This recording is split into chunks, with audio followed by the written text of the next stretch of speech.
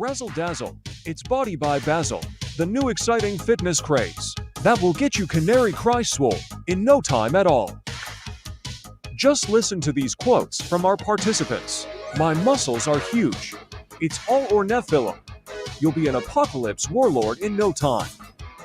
Don't wait. Order today and save 33% for just 4 easy payments of only $33.33. You too can have the body of a googly eye. VR headset wearing Nephilim warlord. A new, raw deconstruction of news and analysis. Introducing Canary Cry News Stalk, the new intense fragrance made specifically for thinking outside the cage. From your favorite podcasters, Basil and Goms.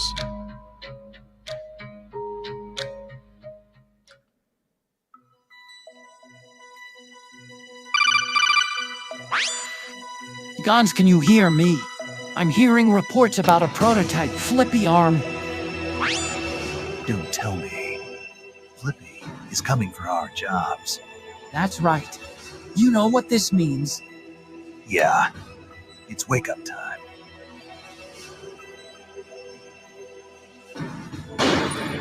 Think outside the cage.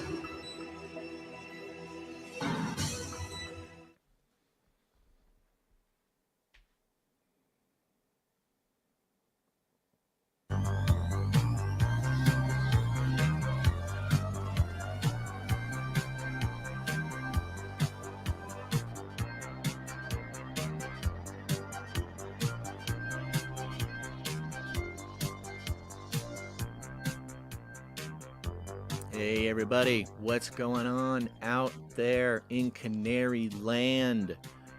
We got people still coming in here. If you're here, share this link out. Make sure to hit that like button early on. Don't worry, you can always take the like back. I give you permission. Hit the thumbs up. If later on we say something that's thumbs down, you totally have the option to take away that thumbs up. That's the power that you have. It's the power within you. And it also helps us out a lot, if you could. Real time help with the algos during a live stream. And don't we all want that once in a while? Yeah, I think so. Okay, let's see. Over on Rumble, we got Tammy, we got MSDS, we got Kingdom Child 63, James, Nocturnal Scowl. Okay, I'm not seeing. Oh, I'm on the wrong thing. Okay, now I see. Okay, Salt Paul over on X, Unina over on YouTube. Oh, we got Mrs. Tinfoil Hatman in the chat. William. Who else? Margaret, estimating one. Yariel. Yes, that's how I pronounce that. Hopefully I got it right. Thank you very much. JD Richardson, Steffen, Most Mundane. Oh, we got a good gang in here today. Hello. Awesome. Okay. Oh, and remember, I can make things show up on the screen. I can make your comments. Woo, look at that. Thank you very much, Unina. Saying hit that like button, folks. Okay. Let's see. Did the text message send? Let's all find out together. The text message has sent. That's right, the Canary Cry text message alert system.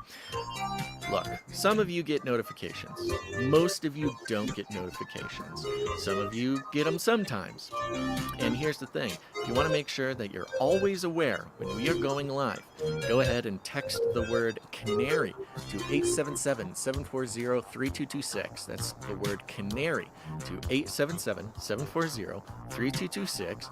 You'll get a message from me 3 times a week just before the show starts. And you can say stuff back if you want. We cannot carry on a conversation because it's very expensive for us. But I see your messages. Let's see.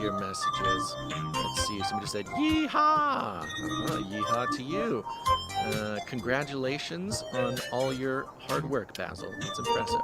Wow, thank you very much, anonymous texting person. I really appreciate that. We got, let's see here. Anyways, you get the point. So text the word Canary to 877-740-3226. And while you're at it, you can leave us a voice message with a little pre-show prayer by going to canarycrynewstalk.com, hit the green tab, leave us a little pre-show prayer, spiritually produce the show, much like this wonderful producer right now. Hello, my name is Anthony, a longtime listener and supporter, and just wanted to pray for you guys. Heavenly Father, Lord, we thank you, Lord, for Basil and Gons, Lord, and all that they have helped us with, Lord, and their, in this whole time, Lord, just bringing news and truth, Father. We just thank you so much for them, Lord. So, just blessings for them and their families, Lord, and, their farms and their animals, Father. And we just thank you so much, Lord, for strong men and women like Basil and Gons. And again, Lord, please be with them, Father. Guide them always, Lord. And we thank you for them in Jesus' name. Amen. Amen. The world is getting crazier. People are acting more and more insane. The end of the world is tomorrow. Tomorrow. There's only one thing to do when the world is falling apart. Listen to Basil and Gons as they discuss this week's news and events through the lens of Bible prophecy. You are listening to Canary Cry News Talk. You're listening to Canary Cry News Talk. Today is January 15th, 2024. My goodness. We are live to tape on episode 706. And today, 90 Seconds to War. And signing on from Off the Grid, Razzle Dazzle. I'm your best buddy Basil, and you are not crazy. Are you doing something with the thing? No, that's not me. Oh, good. All right. Okay. Who are you, strange man? Yes, my name is Gons, director of the Age of Deceit films, your favorite Asian provocateur for Christ, live to tape from California to bring you the best news, which is the gospel message of Jesus Christ, while reporting the egregious with a well-rounded, biblically grounded take on world events and today's emergent phenomena. I put in a short haiku, Basil, if you don't mind. Okay. World War III, East versus West. Peace, provoking the best, ain't war a racket. Okay. There you go. Beautiful. Traditional Japanese poetry from your favorite Asian provocateur for Christ. There it is. For that, Cons. Yep. This is a quick little shout out to everybody in the live chat. We're still, Gons is still getting the feel for the steering wheel on this new program here.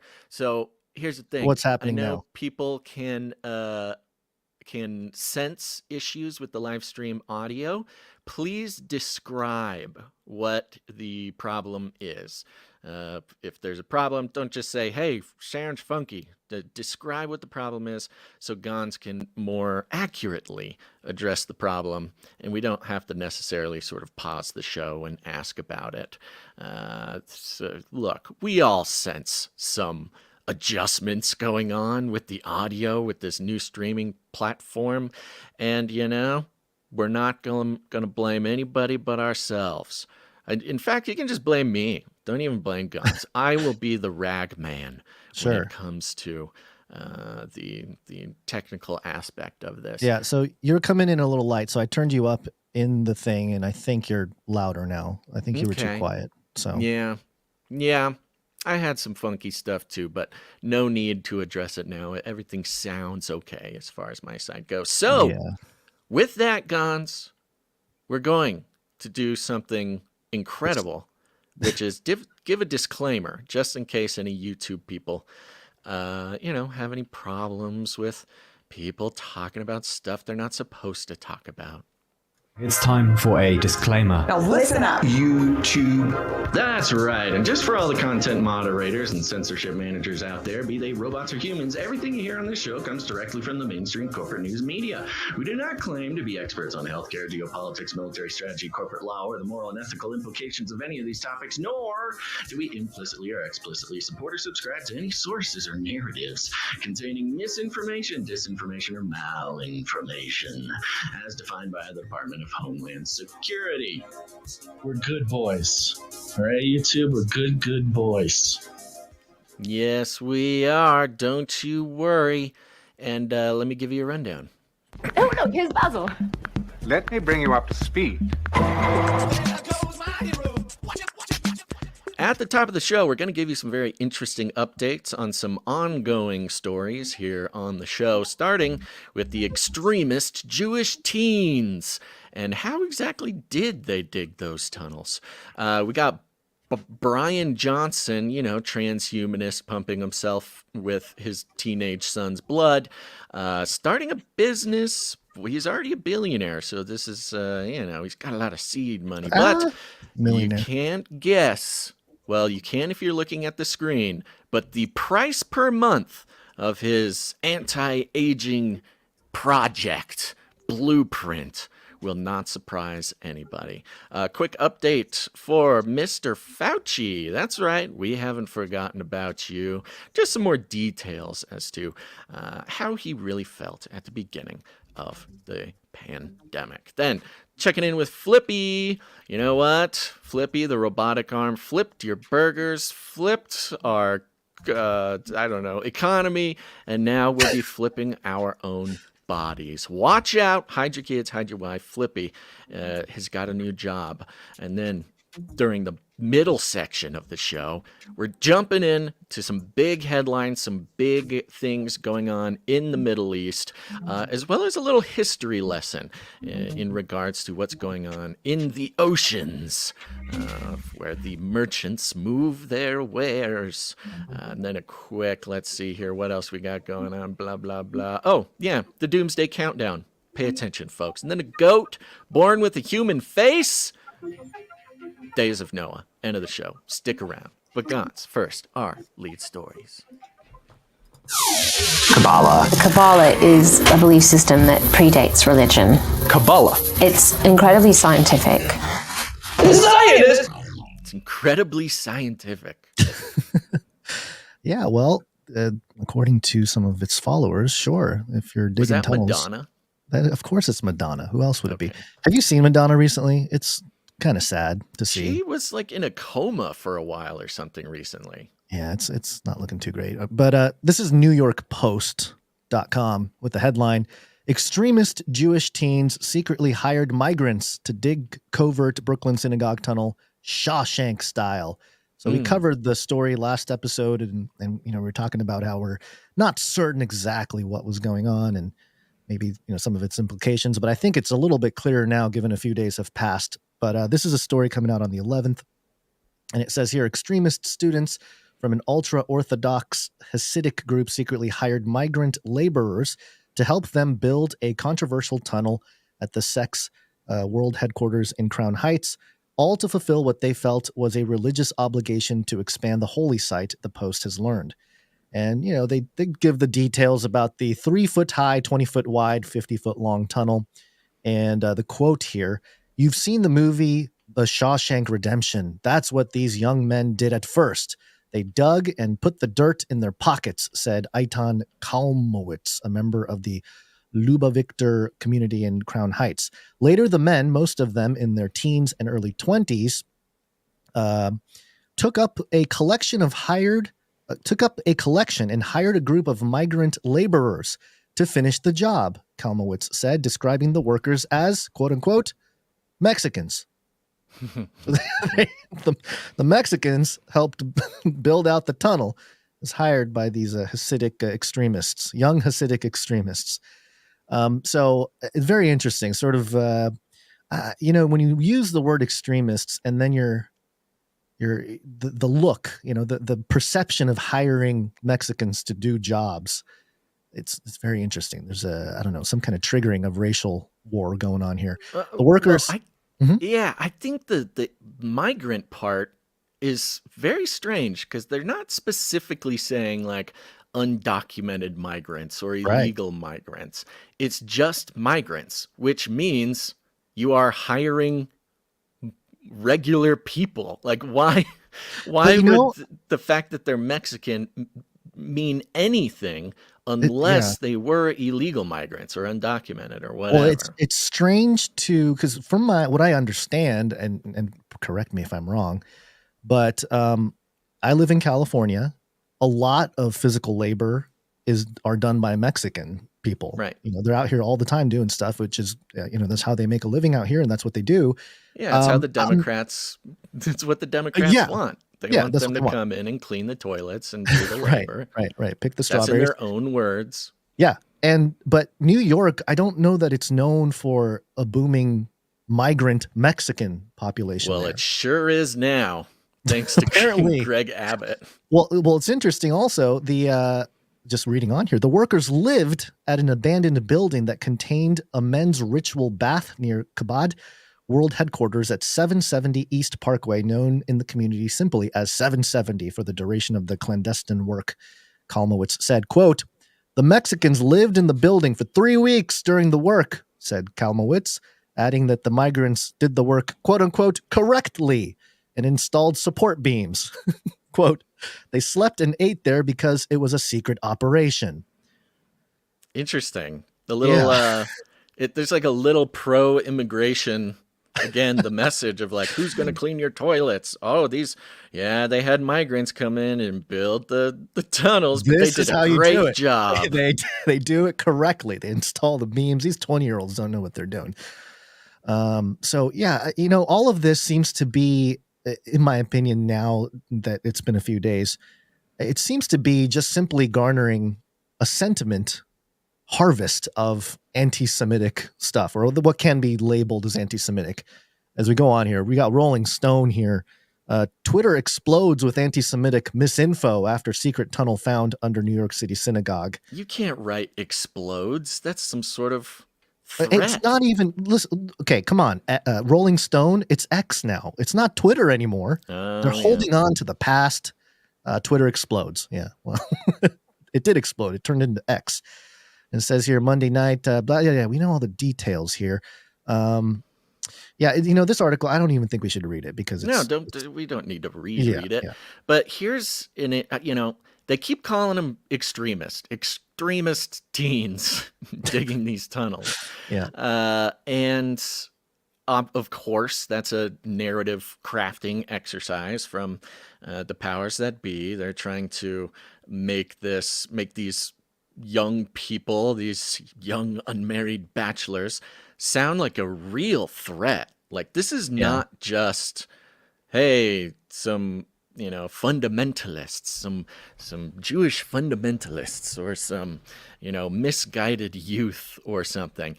They are labeling these young Jewish Hasids as basically terrorists without saying the word terrorist. Yeah. And look, you look up definition of extremist. Let's see, a person who advocates or resorts to measures beyond the norm, especially in politics.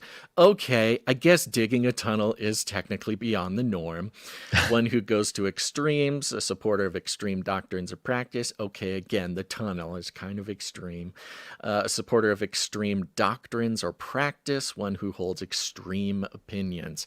It seems like kind of a circular definition, you know, like what exactly is an extreme opinion? Again, it's all sort of this postmodern based on whatever the norm is, I suppose, but kind of brutal. I mean, still, I think it's a little brutal. Of course, would they be called extremists if the Israeli-Palestinian conflict was not going on? I don't think they would. I think, you mentioned the psyop of it, and I don't know if the actual tunnels are some sort of orchestrated psyop, but it was definitely a great opportunity to call religiously Jewish people, not just, genetically Jewish people, but real religiously Jewish people, basically equating them to terrorists for digging a tunnel. Well, I guess maybe the Israeli government has sort of, I don't know, dug its own tunnel when it comes to the association with tunnels and everything bad. I mean, it's the magic of words are really at work here. It almost also feels like it's a setup for some kind of downfall, or I don't know, as we'll see in the next segment, talking about the actual stuff going on in Yemen and Israel, Gaza, all that stuff. It feels like because the general public, or at least part of the world, are really turning on Israel, that this is somehow creating a scapegoat for the blame or something. I don't know. There's something else going on. But yeah, there's I don't know. Something listen to subtle this. for sure. Yeah, listen. So the article here in Rolling Stone, it talks about how the whole story was bizarre, and then it goes into how it also sparked an onslaught of anti-Semitic conspiracy theories. Some well-known far-right personalities suggesting the tunnel was being used for nefarious trafficking. All the stuff we were seeing. No, what about the pro-Palestinian influencers? Why you got to mention just the alt-right? Vice. Well, this is interesting too. Quote, secret underground tunnels, blood-soaked mattresses, baby strollers, getting real strong Simon of Trent vibes here, one influencer wrote. They don't mention which influencer. They just, say one that's influencer. Probably the pro-Palestinian influencer that they don't want to identify. In a statement, Jonathan Greenblatt, the director of the Anti-Defamation League, which fights anti-Semitism worldwide, told Rolling Stones he finds the spread of such posts, which echo centuries-old anti-Semitic conspiracy theories, incredibly concerning. Quote, it's deeply troubling that anyone would use this incident, which the Chabad movement at large has strongly condemned, to draw inappropriate and false comparisons to Hamas tunnels in Gaza, or propagate age-old anti-Semitic conspiracy theories such as Jews are involved in human trafficking or organ harvesting, Greenblatt says. And then, again, they start blaming this splinter sect, this sort of, just a small group of misled youth, the youth agitators. Yeah, these agitators. Again, very much distancing the overall community from this particular group, but then also using them as sort of, see, they're the reason why all this the anti-Semitic sentiment has risen again on social media, and look at it's horrible and we must put an end to it. It's a very interesting play. And again, only identifying it with alt-right. Right-wing, alt-right. Right. Yeah. And then you have Vice here. Because the fact that they hired migrants is like totally should be having the Democrats like so stoked. Yeah, so stoked. Yeah, this is how to do it. Let the migrants in. Let them across the border. Who's going to dig our secret Jewish tunnels if we don't have migrants in our country? They just created the youth just created an entire industry of they're helping illegal the immigrants economy, coming in. They're helping migrants establish themselves, root themselves in the American tradition. Yeah, tunnel digging. And then you have Vice here. Hidden passageway beneath New York Chabad building drives chaos and anti-Semitic conspiracy theories. So similar type of thing here, where you put out a story, you let the internet do its thing with all of its theories and all that, and then you can just harvest all of that. Not to mention the bots and the sock puppets and the. Well, you got Check. Check is all over X. So if they figure out that, this is a real human, this is their real opinion about, Jews or Israel or whatever, then they can, more accurately assign each individual as, put them on the list or something. But also, I was reminded of a passage in Ezekiel about and Russ Dizdar used to talk about this passage all the time. And basically, let me just read it from verse 7 here. It says, then he brought me, this is the Lord bringing Ezekiel through, through visions and stuff. Then he brought me through to the entrance to the court, and I looked and I saw a hole in the wall. Son of man, he told me, dig through the wall. So I dug through the wall and discovered a doorway. Then he said to me, go in and see the wicked abominations they are committing here. So I went in and looked, and engraved all around the wall was every kind of crawling creature and detestable beast, along with all the idols of the house of Israel. Before them stood 70 elders of the house of Israel, with Jazaniah, son of Shaphan, standing among them. Each had a censer in his hand, and a fragrant cloud of incense was rising. Son of man, he said to me, do you see what the elders of the house of Israel are doing in the darkness, each at the shrine of his own idol? For they are saying, the Lord does not see us. The Lord has forsaken the land. And it talks about a woman weeping for Tammuz. And then there's, I think there's 20, I forget, there was 24 that had their backs turned to the temple. And it's just pretty, it's all the people that you would expect, the religious leaders in the dead of night, in the darkness of night, worshiping pagan gods and idols. It's sort of a true story of betrayal, but it has to do with these tunnels. So, I know people are making the association with the story. I'm not saying that there's anything in particular, but just a passage about, hidden things going on that the Lord sees. So, the big takeaway, don't worry, God's got this. He's got the control of whatever's going on in the tunnels, and we can speculate all we want, but we're not going to necessarily know until somebody comes out and has pictures of John Podesta. We'll find out. We'll find out. Or Hillary Clinton with, Yeah, it is important to note the connection with tunnels and nefarious things.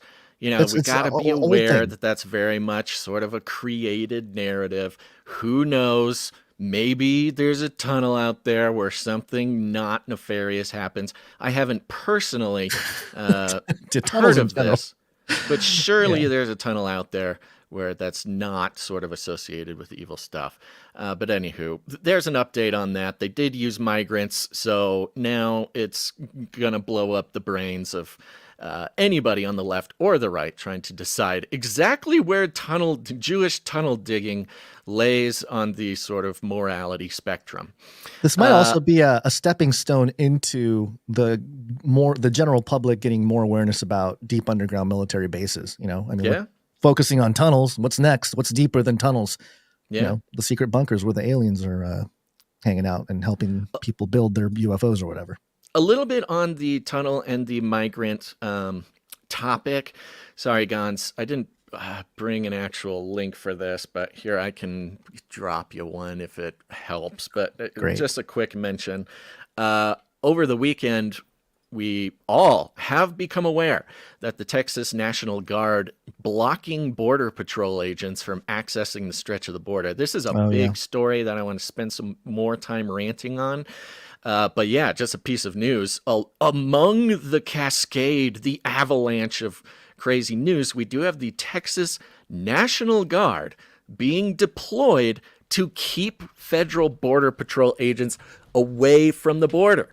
The Border Patrol agents were sent to the border to remove razor wire that was put there by the state to keep immigrants out or to deter immigrants from crossing the border. Border Patrol agents, as we've seen multiple times now, the feds being sent in to ease the transition for migrants between Mexico and the U.S., which has all sorts of strange, sort of implications behind it. But now you have Texas National Guard coming up against Border Patrol, federal agents. And this is a concerning moment, with all the talk about civil war, with all the talk about, we all have this idea of what civil war actually means, but especially those outside the United States, it cannot be stressed enough that the tension between state control and federal control is an ongoing American tension. And I think it's one of the nice things about America that, states or the people are basically given authority over everything that isn't explicitly mentioned in the Constitution, which includes the federal government's, responsibility for acting against invasion or, stuff like this. Immigration as well, I think, is included. But yeah, think a version of civil war doesn't need to be Republicans versus Democrats. You have state military people standing in the way of federal agents. And as designed, by the way. As designed, yeah. That's how it's supposed to be. But it's very strange. There's a lot more to go into, but I did just want to mention that was another big thing over the weekend. It cannot be stressed, the long list of absolutely bonkers things that happened over the weekend. Yeah, that's true. And I think if the United States is truly going to defragment and fall and everything, it would be on the precipice of that particular battle between some sort of, or if in the context of a civil war. It won't necessarily be a Democrat-Republican type of thing. And who knows? General. Who knows exactly what the nature of this blocking was? It's one thing if there's shots fired, and I don't think that was the case. I think it was a very sort of lawfarious blockade or something. Well, maybe they had to carry aliens across the border. It's possible, but the feds are suing. The feds have filed a suit against the Texas National Guard. So excellent. It's at least, and I think this is kind of part of the theme of what's going on today, is you sort of have the manifestation of things like Civil War, World War III. You have these big, scary ideas that are kind of starting to get played out just in the courts. I mean, you got the feds suing state National Guard, like, yeah, sure, it's not Civil War, but it's kind of like a lawfare version. It's not warfare, it's lawfare, and this will come up again later on in the show. So we'll keep an eye on that theme. Yep.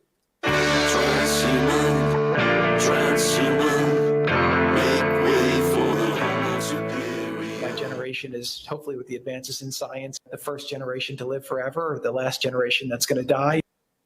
Yeah.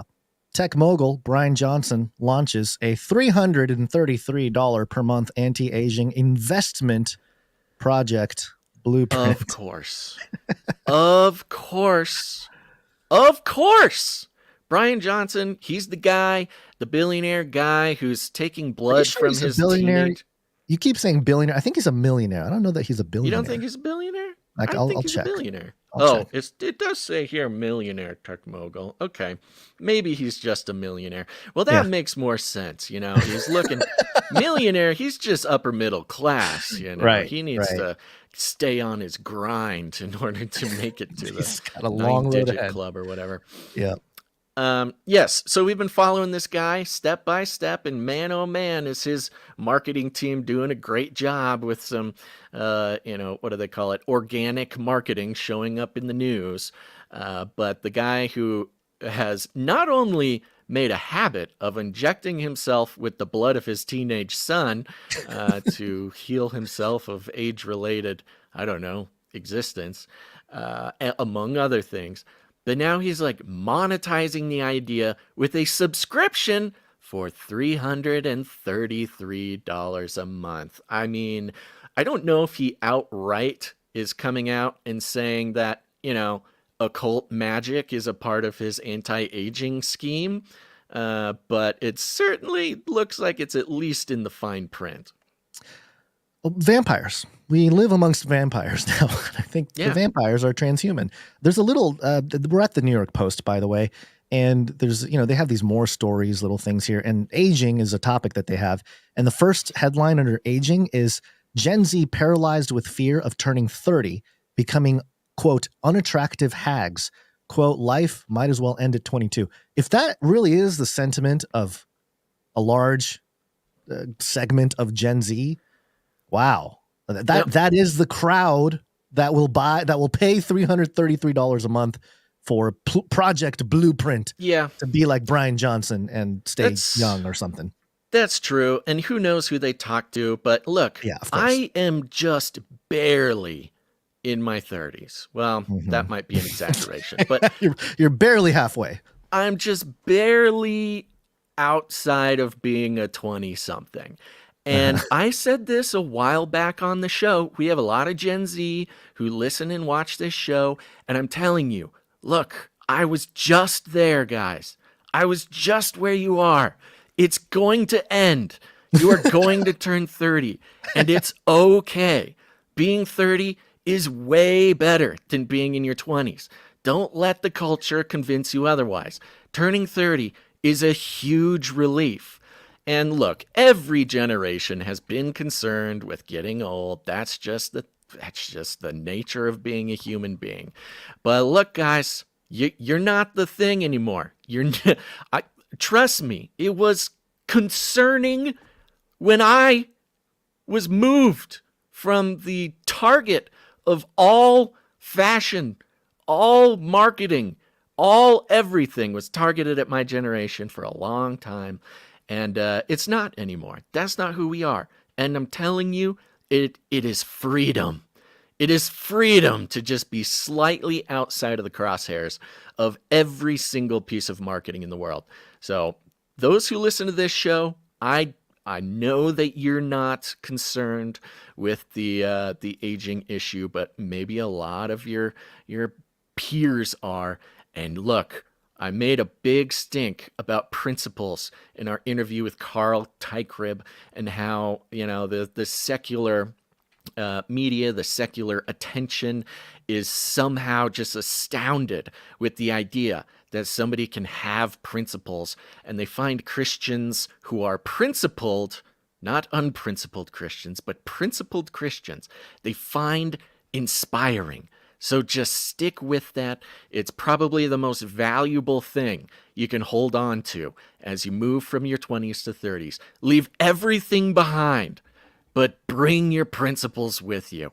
And that principle should be, you age. That's okay. It's the way God intended. And let me tell you, folks, your 30s, way better than your 20s. There you go. Basil's, thoughts from Basil. 2 sets. Maybe my brain is stuck in my 20s, perhaps. Maybe my expression, my outward expression of personality and, I don't know, whatever, might seem like I'm stuck in my 20s, but my spirit feels like I've never moved past 29. And yet I don't know what I'm saying. I'm coping. Yeah, okay. I'm coping here.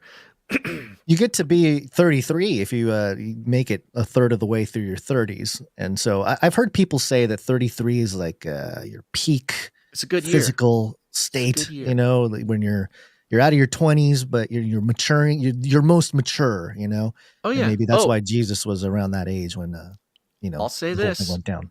I have reached my peak physical form in my entire life. My peak physical form is now in my mid-30s. Yeah. There you go. So, there you go.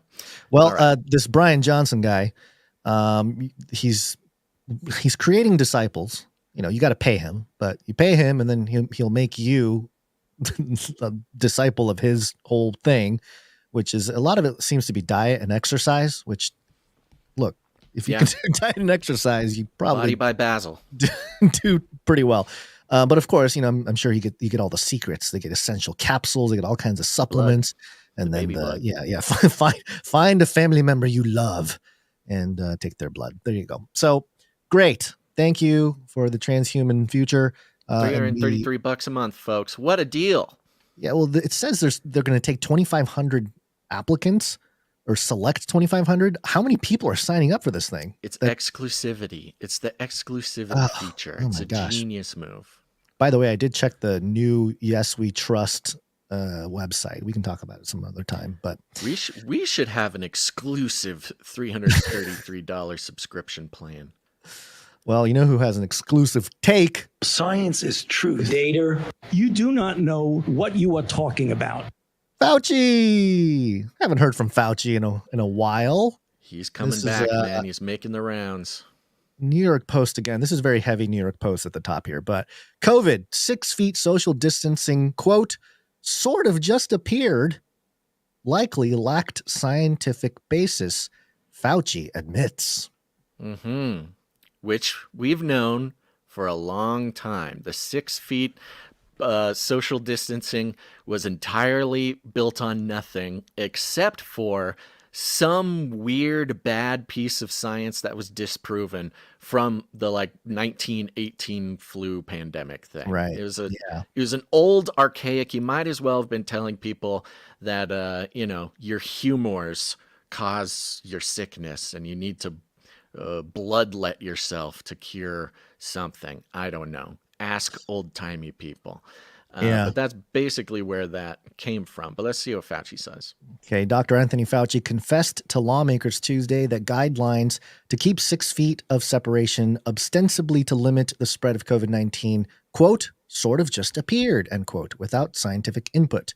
Fauci, 83, revealed to the House Select Subcommittee on the Coronavirus Pandemic that the 6 feet apart recommendation championed by him and other U.S. public health officials was, quote, likely not based on scientific data, according to Chairman Brad Wenstrup, a Republican Ohio, who is also a physician.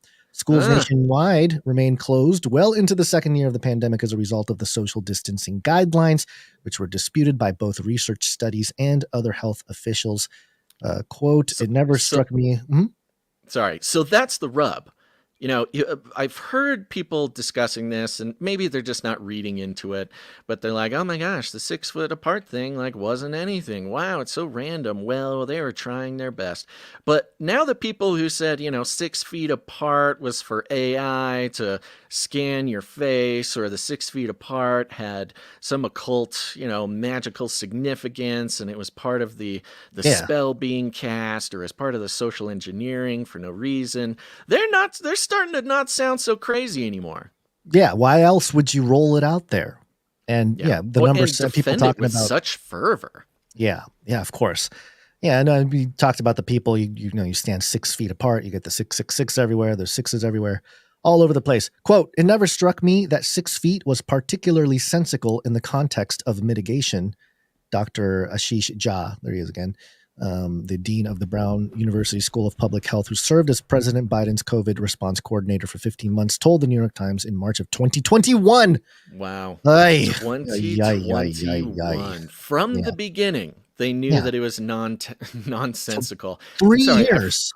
I forgot one of the points that I meant to make, which is not only was it nonsensical and not based in science, but it's not just that you had to stand 6 feet away from people in public, but the downstream effects, the things that were closed because you couldn't stay 6 feet away, the schools shutting down because they couldn't.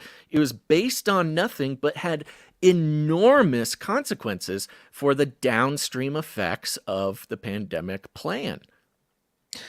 Yeah, there's that picture of a field, and there's 6 foot circles and people inside the circles. I mean, it really, so stupid. It was such a practice of authority. Why else? It's just so weird. It's so weird. I'm sure the social engineers loved it. This was a great time for them. But I can't believe it's been 3 years, man. 2024. It's been 3 years since the year when all that stuff went crazy in 2021. 2020 was sort of the setup year. Yeah, I think this is a great article to share with your people. Your normie friends and fam. I'll click on the show notes. Have the show notes. It's on the website.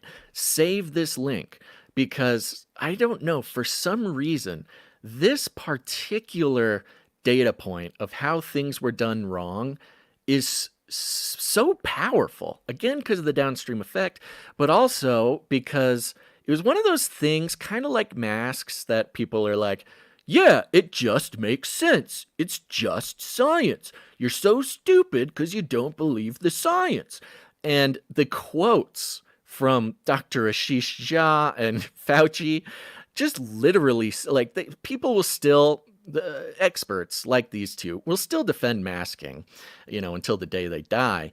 But even they just throw the concept in the trash and say, no, it was based on nothing.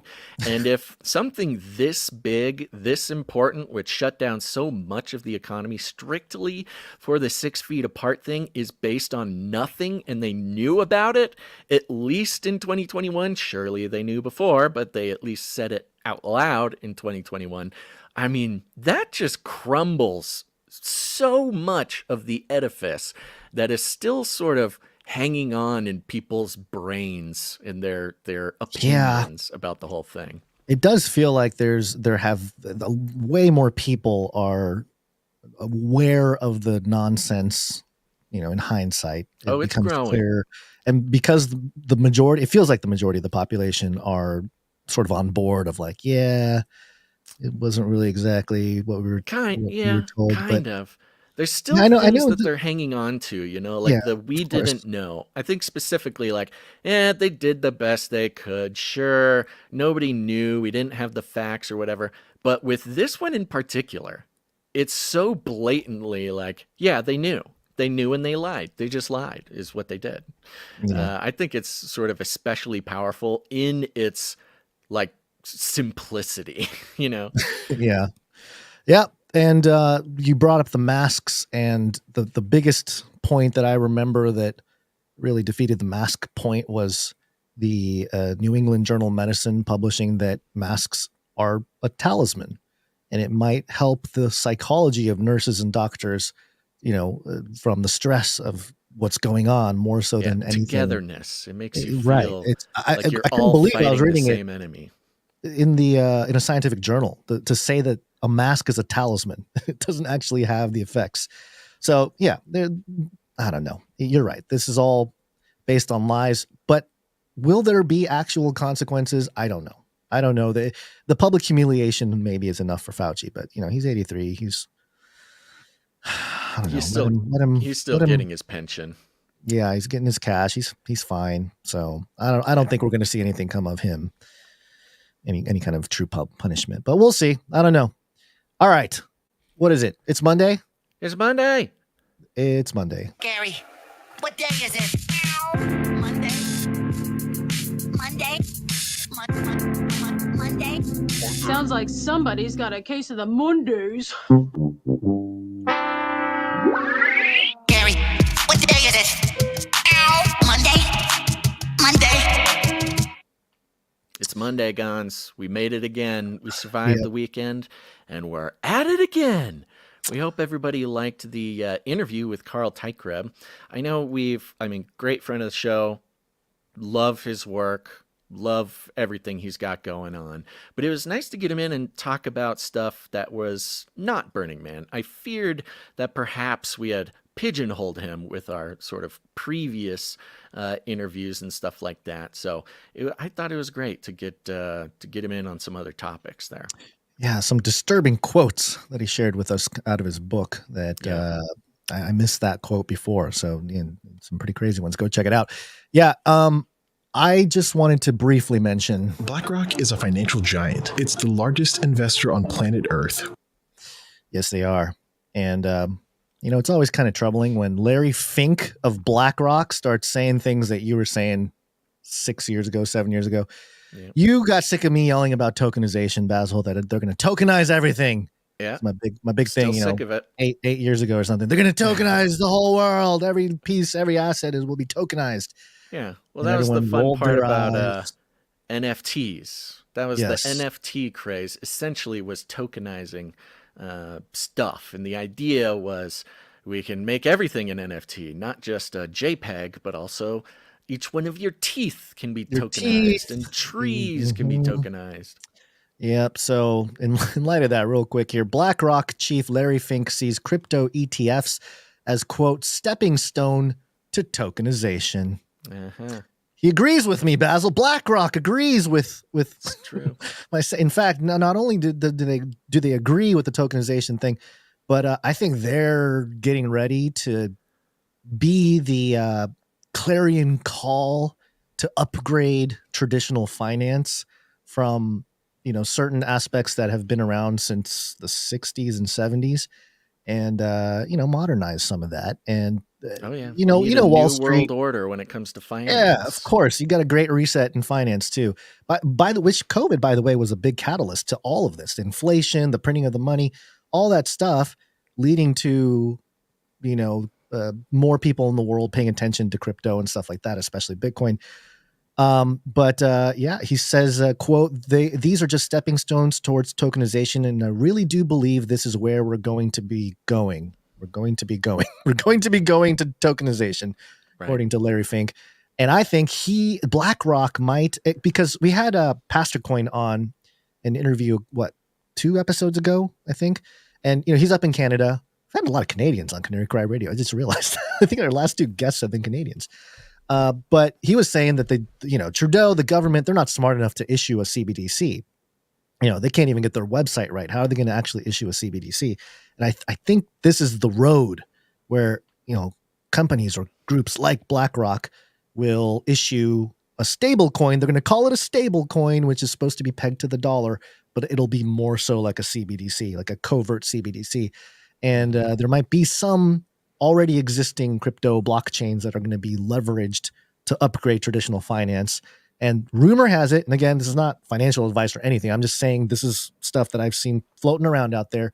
And this, I don't know how people in this community feel, this community being the XRP community. I don't know if you know about the XRP army, Basil. Bunch of people that really love XRP saying they're going to replace banks, all this kind of stuff. And there are a lot of Trumpers as XRP fans, or at least in the past there had been, It's a similar crowd. They're into like conspiracies and they're into all this stuff. But their whole project being picked up and used by BlackRock might be a little psychological twisting. So prepare for that if you're in that community. But yeah, XRP and other projects like Chainlink might replace Swift and all that kind of stuff. And BlackRock might be their play, that they're actually leading the way and changing all that.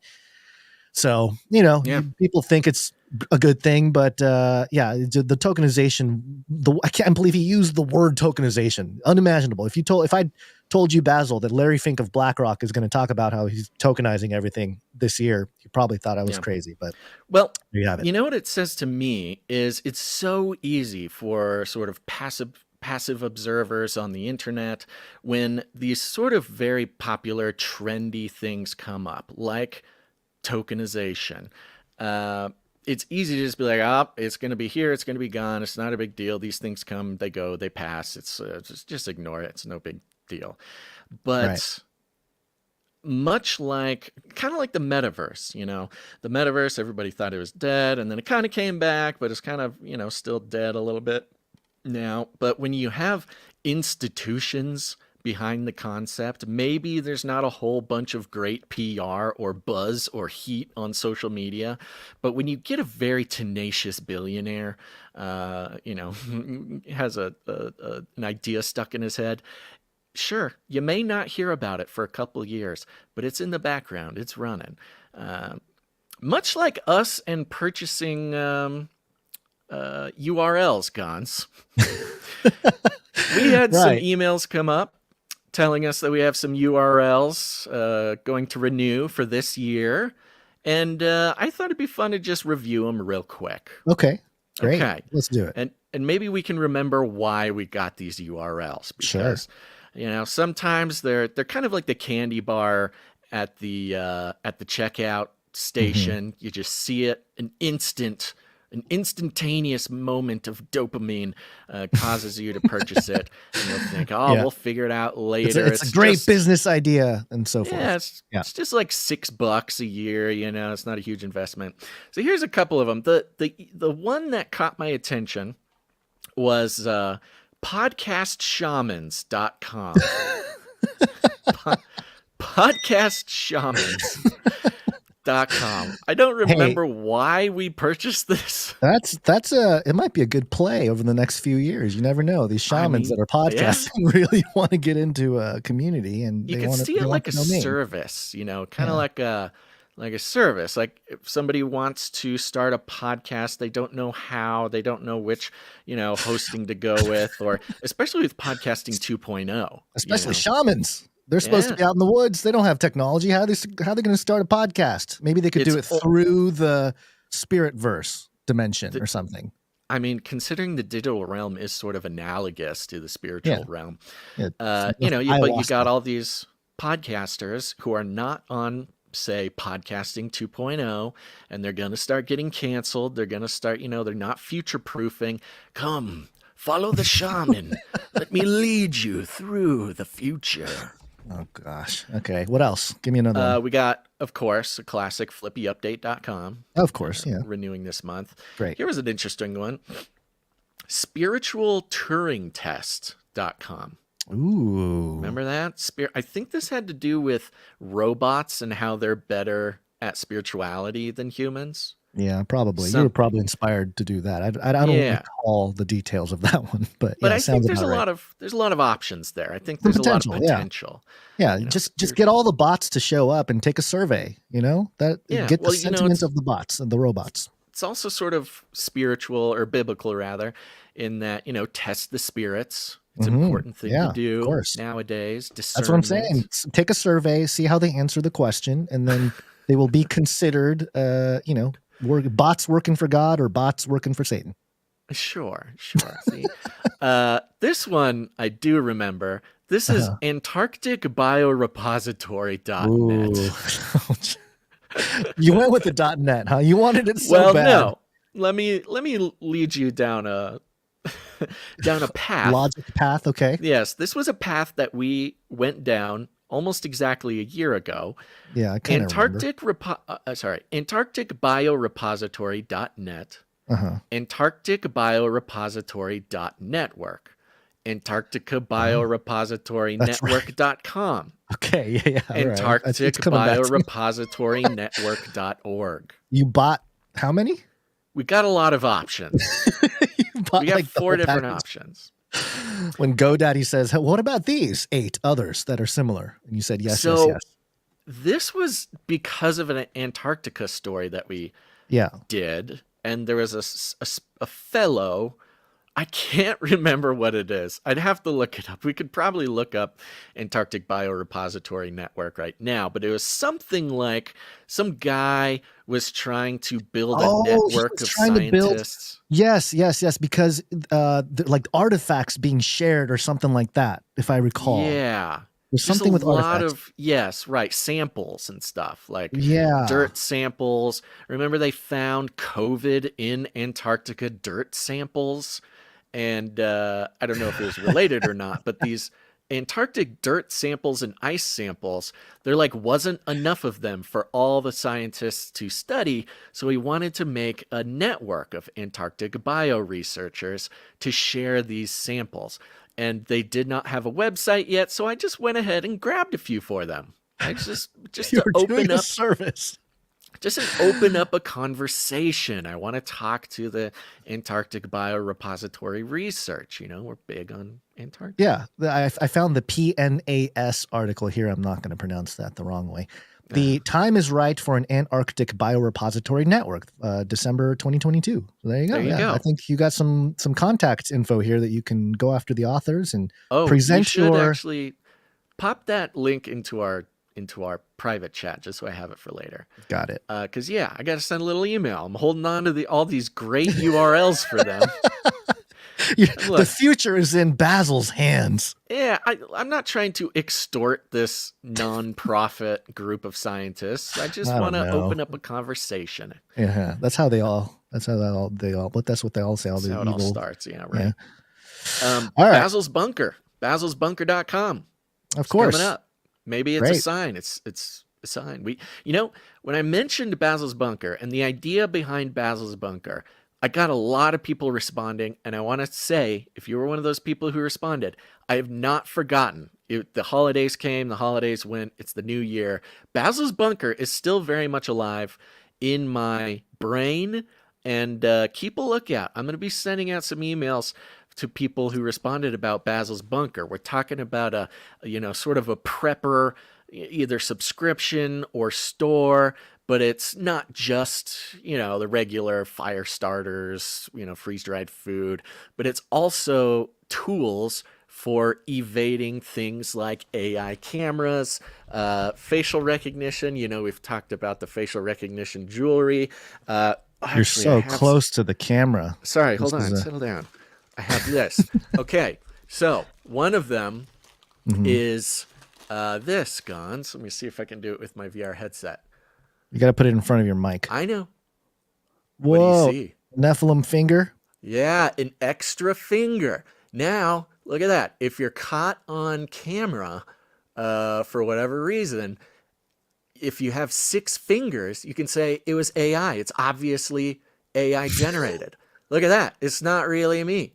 It's 6-finger Basil. It's somebody obviously used Midjourney or something to create some sort of illusion that I committed some sort of crime, like driving a gas-powered vehicle or something.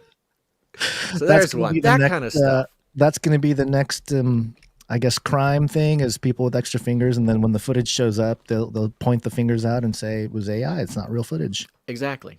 Okay. So there you go. basilsbunker.com. Stay posted, folks. And if anybody wants to get involved with that project, let me know, because it's one of those things that's not going to happen unless I have help for a lot of reasons. And I had maybe 3 or 4 people reach out, but I'm open to more input. Okay, let's see, Basil's Bunker. Let me see if there's any more interesting ones coming up here. I think those are sort of the main ones that are coming up for renewal this month or next month. So podcastshamans.com, spiritualturingtest.com, basilsbunker.com, and antarcticbiorepository.network.org. This is a very important part of our whole system here, Gons. Yeah, apparently. All right. Okay. Are we gonna? Well, with that, you know what else is a big part of our system? Producers, executive producers. Executive producers. Executive producers. That's right, folks. We are on the value for value model, which you might notice we don't take any money from corporations, commies, or cartels. We do not participate in the social engineering project or the occult practice of advertising. You might be rolling your eyes at that, and I don't have time to explain, but the old timers, they know what I'm talking about. No, we do not participate in extracting your trust and attention and selling it to corporations for our own personal game. We do not believe that that is the proper way to move forward ethically or biblically into the future of doing podcasts. Instead, we're on the value for value model, which means we create as much value as we possibly can through the show, through the community, through the everything. And if you get any value, you're invited to put value back in.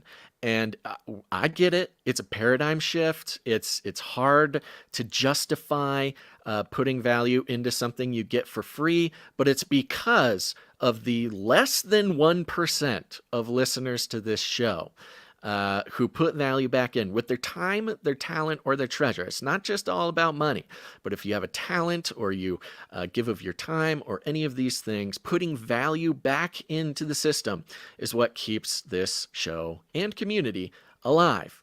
And so, it's a new year. It possibly might be the last year of history. And, you've been, wow. You've been thinking you'd like to get involved. You'd like to participate. You like the idea of it, but you're busy and you maybe don't have the talents you wish you did or the time or whatever. But I'm telling you, folks, I don't know how much more time there is. And what are you going to do? What are you going to spend your time on this earth doing? You might as well pitch in, become a part of the team that makes the community so valuable. So you can go to canarycry.support to learn more. You can support financially. If you want to send in art, you can go to canarycry.art. And if you want to get your name on the list of people who can be called upon to help us with back-end processes, new creative projects, planning for the future, whatever we got going on here, you can go to canarycry.support, scroll all the way down to the bottom, fill out that form, and somebody will reach out, get you plugged in. But executive producers, Gons, they are the ones who come in for $100 or more per any individual episode. They are a huge reason why this show can stay alive, and that's why we thank them here at the top of the show. Are you ready to thank them?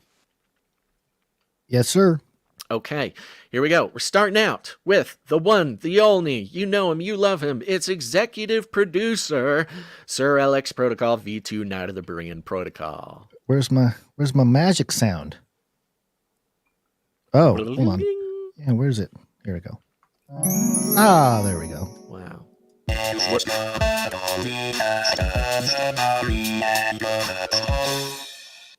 Yep. Thank you very much, Sir Alex Protocol V2. Now the Berean Protocol comes in for $100 and 33 cents. 33. Sorry, it's a little slow. Getting there. Just there we go. Dust it off. He's on a 252 episode streak, and oh my gosh, sorry, new jingle, yeah. New executive streak jingle. Okay, and a 48 episode executive producer streak.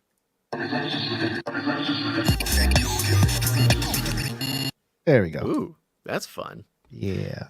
Thank you very much, executive producer Sir LX Protocol V2 Now to the Berean Protocol. Where'd you find this? There's a chance I'm mistaken and that it's actually a different number, but I will follow up and correct that later if I must. Okay, thank you very much. Next up, we've got executive producer Jamie G. Jamie G, thank you. Jamie G, coming in for his weekly support of the show, and we really appreciate that, executive producer Jamie G. Now, he did let me know that there is no meaning or purpose to the numbers, or at least no special messages. I don't know if that means I should read them or not. I'll let this one lie for now, and I will hope to hear from Jamie about that. But thank you very much, executive producer Jamie G. Where'd you find this? Thank you, Jamie G. Appreciate it. Jamie G, one of those very few producers that I have met in person. Cool dude. Next up, we got executive producer Felicia D. Hey, Felicia D. Thank you. There she is. Thank you very much, Felicia D. Coming in for a nice round number, which means we do not disclose it on the show. If you don't mind us disclosing the number when you support the show, just put a funky number on there. 33 cents, 77 cents, 1, 2, 3, 4, something like that. Thank you very much, executive producer Felicia D. Where'd you find this? Yeah, Thank you, pretty cool, these executive producers. We really appreciate it. January is traditionally, every single year of our value for value existence, has been met with the January schlump. And, you know, it's just the sort of cycle of these things. But it makes it even more impressive and heartwarming that people do come in and support in January. So thank you very much. Yeah, big time. Appreciate it. Yeah. I'm going to mention just a couple members of the Babysitters Club, Canary Cry Babysitters Club. All right. Yeah. Got a couple more. Very good. We're slowly building it up. I think roughly we're about halfway there on the budget. Jeez, the budget that we really need to get to maintain the child care thing, but we're stepping out in faith.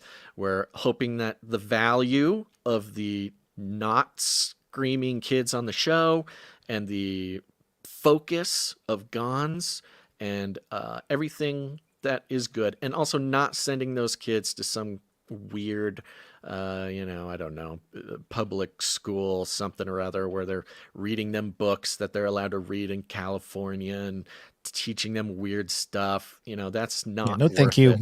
No, it's not thank worth you. it. We'd rather have the kids screaming on the show than having them going out and getting indoctrinated by the other options. So Totally. So that's why the Babysitters Club members are even that much more special. Go to canarycrybabysittersclub.com. If you find value in Gonza's kids getting taken care of during the show, it is incredible. It may be the most heartwarming version of supporting the show, and you can rest easy knowing for sure that your support is being used to take care of the children in a quality way.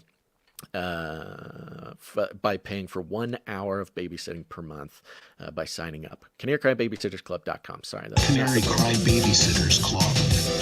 not the most smooth introduction I've ever given, but good information anyhow. There you go. Thank you. Yes. So We got we've some got people. two new members. We have Okay. Babysitters Club member Candace M. Candace M. Thank you, Candace. Yeah. And we've got new Babysitters Club member, Dame Island Girl Lynn. Ooh, Dame Island Girl. Yeah, you. she's back. She's here. She never left. Thank you very Yeah. much, Dame Island Girl. Getting in there, joining the Babysitters Club, receiving the supply drop. Oh, yeah, that's the other detail. You will receive a package from us once per quarter filled with custom-made, artist-designed, producer-produced gear for Cool. the show. Cool stuff. Dame Island Girl Lynn also joined the T-shirt council, so she's going to be getting that. Wow. Canary Cry T-shirt council. And just to mention, if you are on the Canary Cry T-shirt council, go pay attention. You might want to check your, first of all, check your email soon this week. Keep an eye out. You will be getting emails from me. So heads up to the T-shirt council. Okay, that concludes the list of new babysitters. Thank you very much. And if you are interested in becoming a part of the team or keeping this show going in a myriad of ways, you can learn more at canarycry.support. Canarycry.support. There we go. All right. Guess we are flipping I mean, Yes. this. Oh, we have a kid coming to join the show. Oh, we got cats. Do we need cat sitters too? No, they can take care of themselves. They're big adults, big, strong men. Okay. All right. Weird. Flippy update. Do you want fries with that? It's time for the Flippy update, folks. Flippy is our colloquial name for the disembodied robot arms that are taking our jobs, enslaving our children, and flirting with our spouses. We use talking about Flippy as a way to explore all the new, fun, and exciting ways that robots are taking over the world, and how there's nothing we can do about it. We explored the propaganda, not just the robots themselves, but the spiritual installation of the software into our hearts and minds to give up everything for the privilege of being pampered by robots. And this is coming from independent.co.uk, and here we go, folks. The headline, AI masseuse with robotic arm goes on display at CES Tech Show in Las Vegas. Real quick, a note for those hardcore Flippy update folks. You'll notice it's an AI masseuse with robotic arm. So Yeah. the subject is the AI itself. The AI is sort of the soul of this robotic arm. It is an AI. It has a robotic arm. Just a very interesting detail. A hands-free, robotized massage bed, which uses artificial intelligence, AI, to scan the body and recommend the best kind of care. It has showcased at the annual CES Tech Show in Las Vegas, made by French company. Come on. You can't have some weird, pervy masseuse robot made by a French company. That's too much. That's laying it on too thick. Cap6 Robotics, IYU, has a robotic arm. Ew. Ew. Ew. It's gross. That is the name of the robot. Ew. IYU.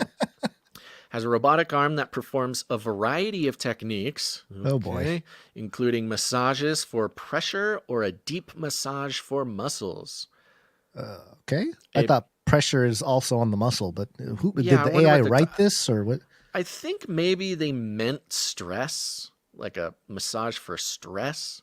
Or a deep massage for muscles, because I don't really get the massages for pressure.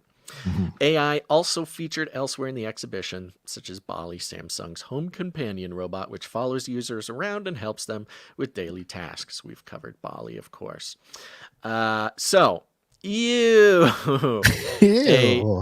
A robotic massage table. Now look, the Flippy update intro.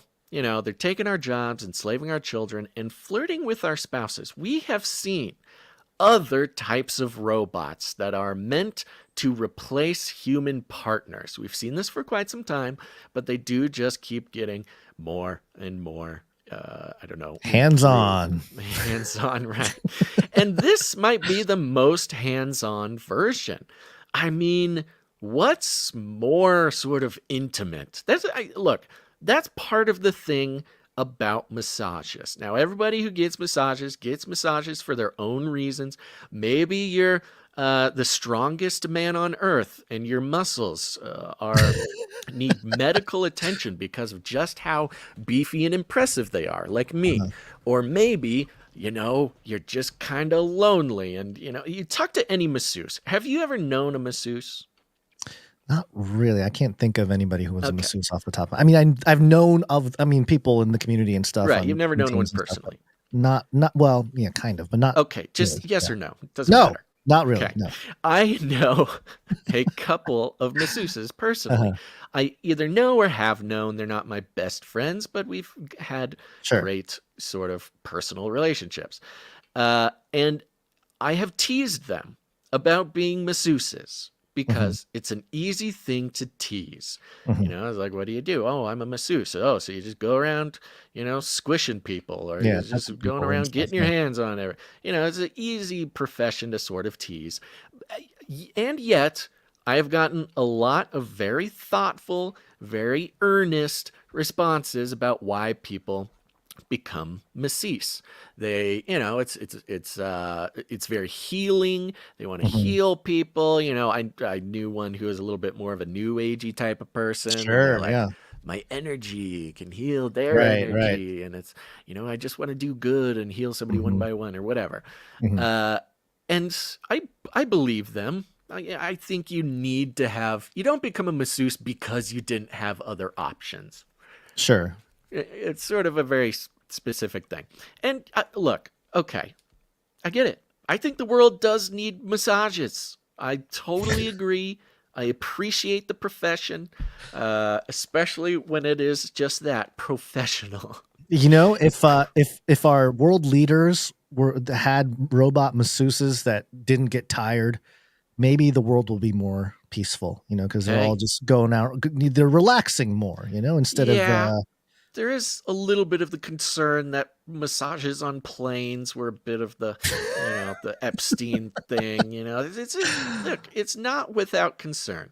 Sure. But I believe it is an honorable profession, and one that takes a lot of training, a lot of instinct. You are sort of abusing people's bodies in a way, and you need to know the signs to look for and make sure not to hurt somebody, but blah blah blah, all this stuff.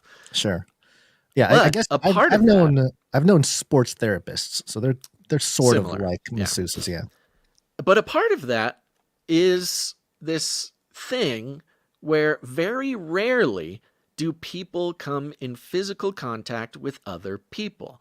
And this human-to-human contact in a professional manner can be extremely valuable. In fact, same with haircuts.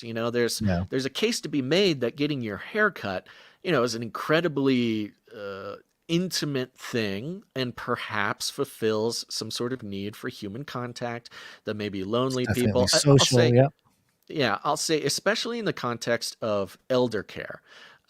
In elder care, this is a big topic. Giving elder people who are being taken care of by a professional, giving them haircuts is often not really like an important need, but it goes a long way to making that person feel connected to the world around them. It's got social value to it.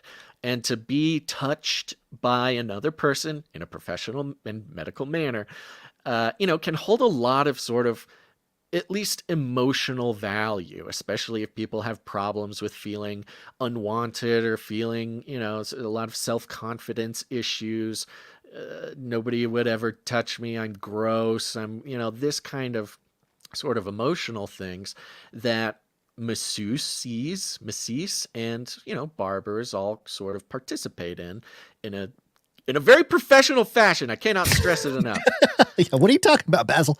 But in this case, once again, you are replacing that human interaction. A vocation that is sort of psychologically, maybe even spiritually, more than just the mechanics of the vocation. Sure. Again, it's another opportunity to remove contact with another human being. And we see this over and over and over with the robots, not just that it's stealing a job, but that is part of it, but it's further separating us from humans in ways that maybe somebody needing a massage, I'll just say at an elder care facility. Okay.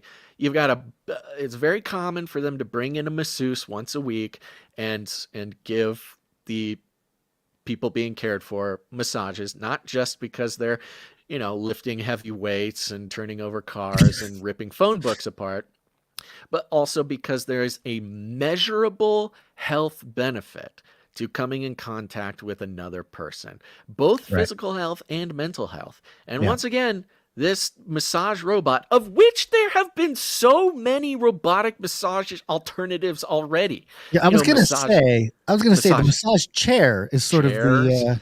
this one you put your feet in, it massages your feet, your calves. This is not a new concept. And, what makes it different from the human masseuse is sort of the detail. It's sort of the, like you said, the social part of it. There's more to it than just the physical mechanical part. Although maybe the mechanical parts are a little better than just a massage chair. Well, let's be honest. The massage chair massages were They're more you do it for entertainment more than anything. You're just Sure. getting stabbed in the back over and over by some Yeah. weird thing on a roller.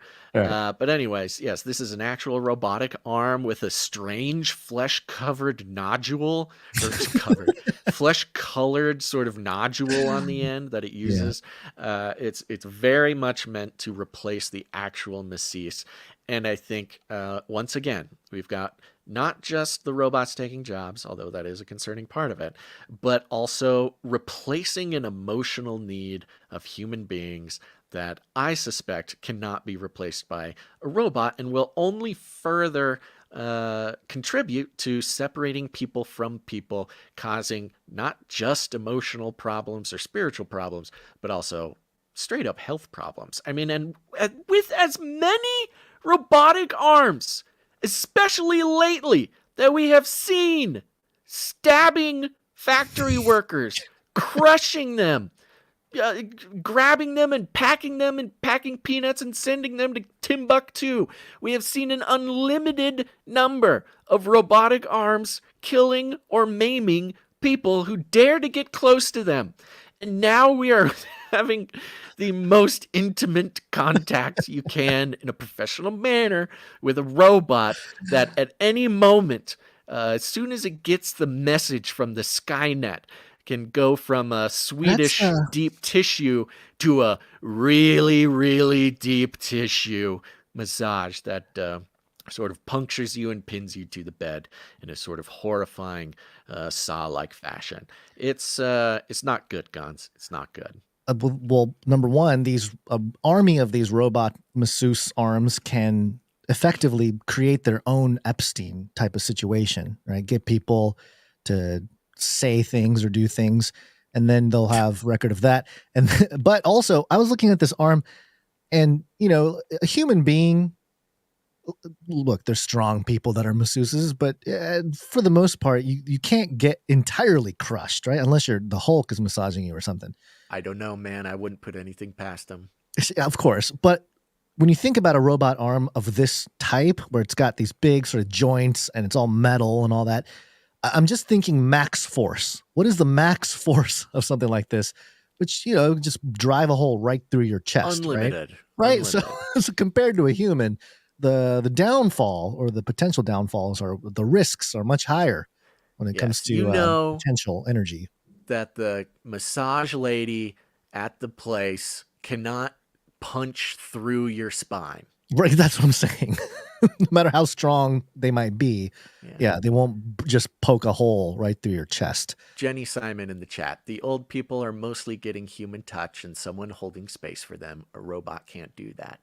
Booyah, folks. Yep. That's the thing. Yep. Jenny also says that she was a massage therapist. But there you go. Robots. There it is. Yeah. There you go. Okay, that's your Flippy update for the day.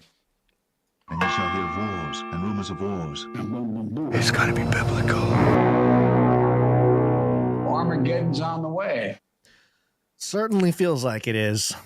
We have a whole slew of articles here to talk about the situation unfolding, which I suppose it is sort of we're watching World War III unfurl in front of us, and it has not been, at least, just one event like it had been in past wars. It just seems like it's an unfurling. It's like all these things happening, and here we are. So, and it started off. It's almost painful how the actions being taken by the United States government are reflecting historical moments that caused other world wars. Right. It's not just one thing. It's like 10 things that have happened. Yeah, it's like cause a wars checklist. all happening at once. Yeah. A checklist in how to start a worldwide conflict. Which makes sense in the internet age, since we have access to this database of information, which is a particular version of human history. We know we at our fingertips, we have a list of things that have caused wars. And so maybe that's why we're looking for those things, and maybe that's why they're happening. But this is NPR.org here, published on the 12th of January. The headline, 3 things to know about the genocide case against Israel in The Hague. And so, yes, the international courts are getting involved here. A hearing on Friday concluded 2 days of arguments in a case brought by South Africa, a longtime critic of Israel's treatment of Palestinians, against Israel for the alleged crime of genocide against Palestinians. The case is being heard before the United Nations' International Court of Justice in The Hague, Netherlands. The court's 15 judges were joined by one judge each from South Africa and Israel. And there's a subheading here: what evidence did South Africa show to support its charge against Israel of genocide? In the 3 hours of testimony, lawyers and experts on behalf of South Africa presented evidence arguing that Israel's 3-month-long military campaign in Gaza has gone beyond the war, or beyond a war with Hamas, the Palestinian militant group that attacked Israel on October 7th, killing 1,200 people and taking 240 hostages, according to Israel. The South African legal team argued Israel's offensive now includes all 2 million Palestinians who reside in Gaza. I mean, yeah, I think you could say that. Did it just say 2 million Palestinians who have died in Gaza? No, who reside in Gaza. Basically saying all the entire population of Gaza, or the target, yeah. Quote, the level of Israel's killing is so extensive that nowhere is safe in Gaza, South African lawyer Adila Hassim said to the courts. Quote, as I stand before you today, 23,210 Palestinians have been killed by Israeli forces during the sustained attacks over the last 3 months, said Hassim. At least, and then more quote, at least 70% of whom are believed to be women and children. Hassim said the Israeli military dropped 6,000 bombs a week on Gaza in the first 3 weeks of its campaign and dropped 2,000-pound bombs onto areas declared safe by Israel, including refugee camps. As a result, she said, more than 1,800 families in Gaza have lost multiple family members, and 85% of all Gazans have been forced to flee their homes. Quote, this killing is nothing short of destruction of Palestinian life, Hassim said. It is inflicted deliberately. No one is spared, not even newborn babies. The scale of Palestinian killing in Gaza is such that UN chiefs have described it as a graveyard for children. South Africa's delegation insisted that genocidal intent is shown not only by the way Israel has launched its military campaign, but by comments from leaders like Prime Minister Benjamin Netanyahu. In late October, in an address to Israeli forces, Netanyahu invoked the story of Amalek, a figure in the Hebrew Bible who tried to destroy the Jewish people. Quote, this refers to the biblical command by God to Saul of the retaliatory destruction of an entire group of people, said South African legal scholar Tembeka, that's a tough one, Nukukaitobi, who said Netanyahu's reference was meant to justify genocide, which I think is interesting if you look into the Amalek thing. And I know this was a reference that was made a few months ago, but of course, Amalek being the descendant of Esau. And so you have this, and they're, mentioned as an enemy of Israel throughout the Old Testament. They're hanging out with the Canaanites, and I think it was, Numbers. Numbers 13 is a Nephilim chapter there. Numbers 14, they talk about the Amalekites and the Canaanites living, hanging out in the valleys and stuff. So as far as I'm concerned, they're not directly tied to the Nephilim tribes like the Anakim and the Anak, but they were sort of with them in terms of culture and, the descendant of Esau being, there's lots of theories going on there. But ironically enough, if you kind of look at the role of Amalek and the Amalekites, I don't know. This is just something that came to my mind. I might have to flush it out a little bit more, but it seems like the current modern nation state is sort of the Amalek. Like they're the ones that are sort of causing problem. I don't know. I could be going too far, but let's get back to the article here. How has Israel defined itself against the charge of genocide? Well, Netanyahu, of course, says that, quote, the hypocrisy of South Africa knows no bounds. The state of Israel is accused of genocide at a time when it is fighting genocide. So, yes, of course, flipping it around there. In Israel's opening arguments before the court on Friday, Israeli lawyer Tal Becker said Israel is, quote, singularly aware of why the Genocide Convention was adopted, referring to the systematic murder of 6 million Jews in the Holocaust, which gave birth to the convention invoked in these proceedings. So this is what's really fascinating about this, is that, the very system of checks and balances, the very courts, if you will, that was created as a result of the Holocaust is being used to leverage a genocide accusation towards Israel. And so, I don't know. I'm trying to think of other times in history where something like that has happened. And I know there are some examples. I just can't think of them at the moment. You got anything, Basil, on that? Or are you tuned out? Nope. I'm following you along the way. Okay. The applicant has now sought to invoke this term in the context of Israel's conduct in a war it did not start and did not want, Becker said. So, okay, so they got their rebuttal there. But the thing that's interesting is as this was unfolding, this 2 days of arguments and then a 3-hour presentation of why these countries, or at least South Africa, believes that Israel has violated some of these international laws. And by the way, just a quick note, Al Jazeera listed the nations that support South Africa in this move in a headline, which countries have welcomed South Africa's ICJ case against Israel. And it lists them. It's the Organization of Islamic Countries, the OIC, which is a 57-member bloc. Then you got Malaysia, you got Turkey, Jordan, Bolivia, the Maldives, Namibia, Pakistan, the Arab League, which is a 22-member alliance, Colombia, and Brazil. That's an interesting one as well. So I think I counted 88 nations that are backing this, which I think I did the math right. There's 195 nations, correct? And then if you subtract 88, what is that? Yeah, there's 190 something. 195 total. So 88 is a good chunk of it, A little less than half. But a little less than half, 45%. So that's a good amount of nations that are all banding together against the actions of Israel / the United States.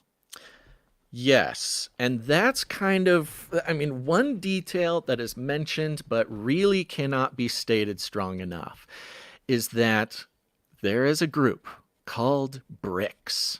BRICS, the BRICS nations. They are nations who are actively working to sabotage the petrodollar, to take oil trading off of the dollar, which is the cornerstone of not just the American economy, but basically the world economy.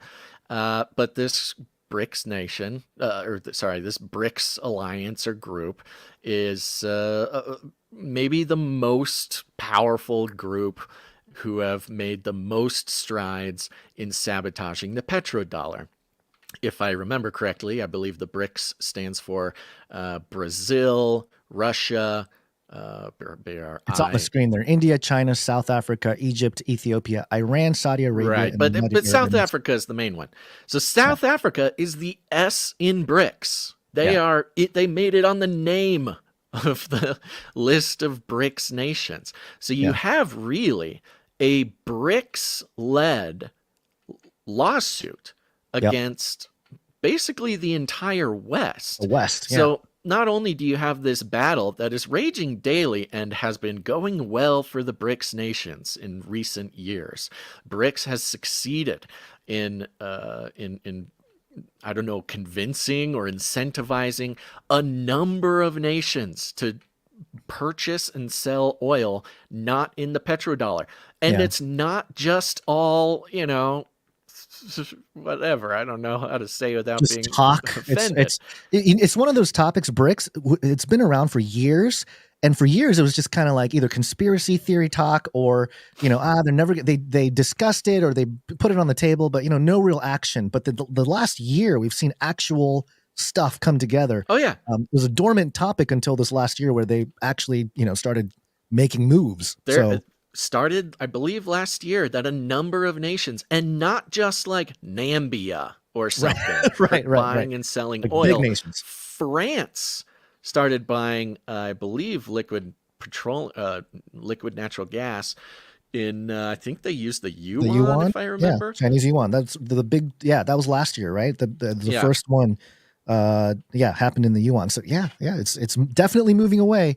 So maybe that's the whole electric thing. Go electric thing is we're going to lose the petrodollar dominance in the I mean, West. there's so much tied to that. And, Yeah. when we first started sort of feeling the rumblings of World War III, I don't remember, I think it was late 2022, and we started a little list and putting, nations on one side or the other. BRICS was the first, basically 5 nations that went on the anti-West side.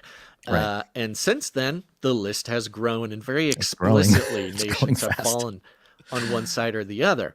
Yeah. And so in the context of like a World War III, you're talking Russia, China, Iran, these types of places. I mean, that's kind of the obvious sort of first starting point for a world war, axis or whatever. You can call it BRICS versus NATO or something. Yeah, so that's kind of like a good place to start. Good place to start, yeah. Like be so specific. But now you have the BRICS nations bringing an extremely serious lawsuit against basically the NATO countries, the Western world. You have the Eastern world versus the Western world, South Africa being a part of the Eastern world there as far as this generalization goes. And this is a big deal because it's not actually looking great for Israel right now. No. And no. if something like this, I don't know, ends in favor of the people bringing the suit, this could be a very serious moment because because the question is what then happens. Now, the U.S. obviously has no regard for the International Criminal Court, the International Court of Justice. It's just kind of like, no, we're not really. No, it doesn't matter. We don't care what you say. Which is sort of the stance Netanyahu has taken about this in response to all this. We're not going to change anything. But, I mean, you could see a world in which the court rules against Israel and the U.S. Israel and the U.S. are just like, no, don't care, doesn't matter. And then what? Now you have the rest of the world sort of left with the choice of, do we enforce this judgment somehow or not? Yeah, I mean that would be crazy because then we're talking about force, taking Netanyahu to jail or whatever it is. Yeah, and that could be very troubling. It could. And again, kind of like the Civil War analogy with the Texas National Guard blocking the federal agents from the border, how that's kind of like a weird sort of lawfare version of Civil War. You kind of have a strange lawfare version of World War III going on in this court right now. Yeah, it's not a war in the way you'd think about it, with guns and bombs and stuff like that. But you really do have the two sides of BRICS v. NATO, East v. West, battling it out in this court. It's like a lawfare World War III in a way that could, I don't know, you could see a roadmap that leads this to, going kinetic, in a horrible series of events. Yeah. And to continue with the sort of the narrative happening here and unfolding. So we had the criminal courts or the ICP, what is it? The International Criminal Courts, the ICC, or is it ISC? I forget what the acronym No, there's is. two. There's ICC, which is the International Criminal Court, which the U.S. has basically blown off since its conception. And then there's the ICJ, which is the International Court of Justice. Oh, right. Okay, so that's what this is coming through. All right, so that all happens over the last couple days of last week. So how does the U.S. respond in light of all this? Well, according to Reuters here, U.S. and Britain strike Yemen in reprisal for Houthi attack on shipping. Get them! Why are they doing this on the day that these, the story about the courts come out? I don't know that that's a great look, Basil, for the U.S. and Britain. Yeah, so doing the thing that they're right, accused of and doing. that is a weird part of it. But there's a lot to it. I mean, let's just for those who might not have the the background on this, you've got the Houthis who are a non-state actor, by the way, and that's important.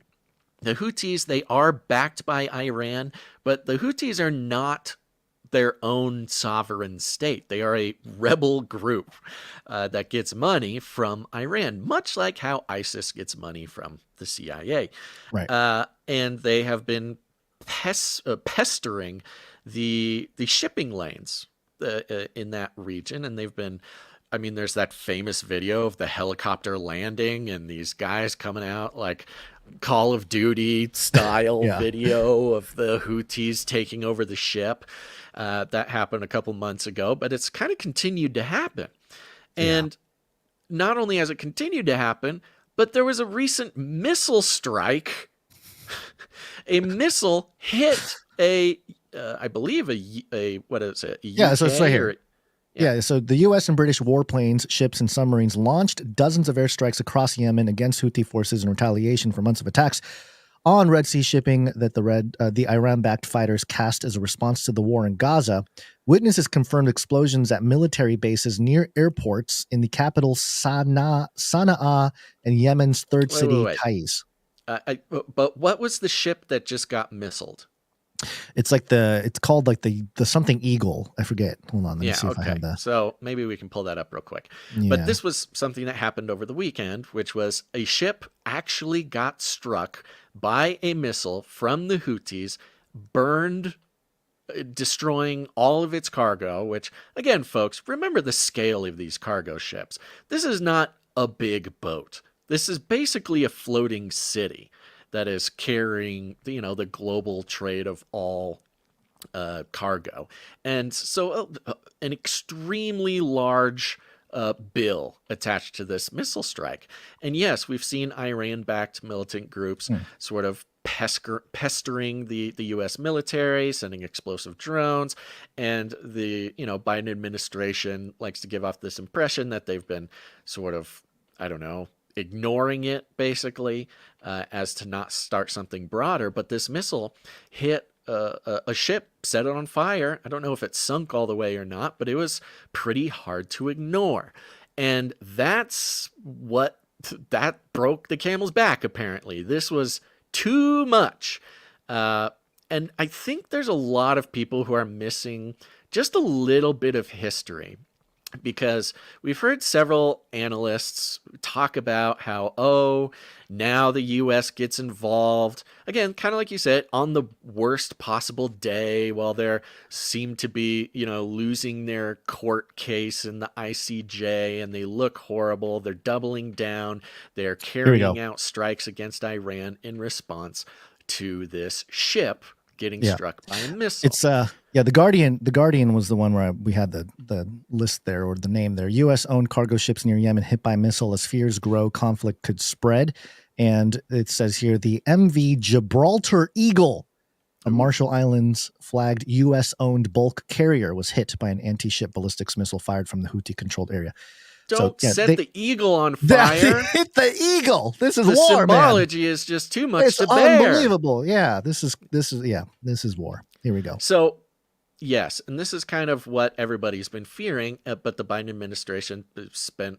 I mean, while our defense secretary, the guy in charge of the military, is in the hospital.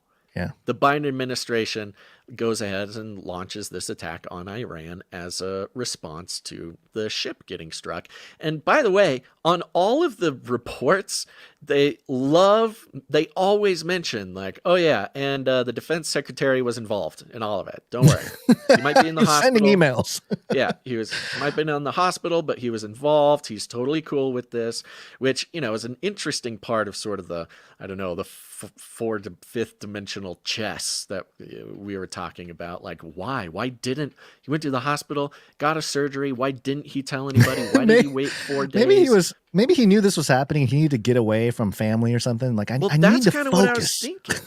I was thinking maybe he's either trying to avoid being responsible for this whole thing, lashing back by the U.S. or maybe, he's trying to maintain his control, or maybe trying to give up his control so he's not responsible. I don't know. It's just the timing is really ludicrous. But anyways, they love to mention that he was involved in it. Okay, sure. Yeah. But this is kind of a bigger topic when it comes specifically to merchant vessels. And what a lot of people are leaving out of the conversation is the only reason, a couple things, the only reason the U.S. is what the U.S. is who we are. The world police, the most powerful nation in the world, the most economically prosperous. The only reason that we became what we are is because of our long history of defending merchant vessel ships. Some of the most important wars have been sort of these unknown wars that not a lot of people know about, but were integral in the, in America becoming the force that we are. And it's a surprising amount of them are about merchant vessels. The only reason that the liberal rules-based order exists is because America guaranteed the safety of merchant vessels on the ocean.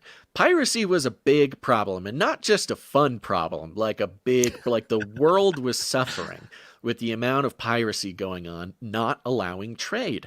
And so you got all the merchants of the earth, the richest families, the richest governments, all being sabotaged by pirates, basically.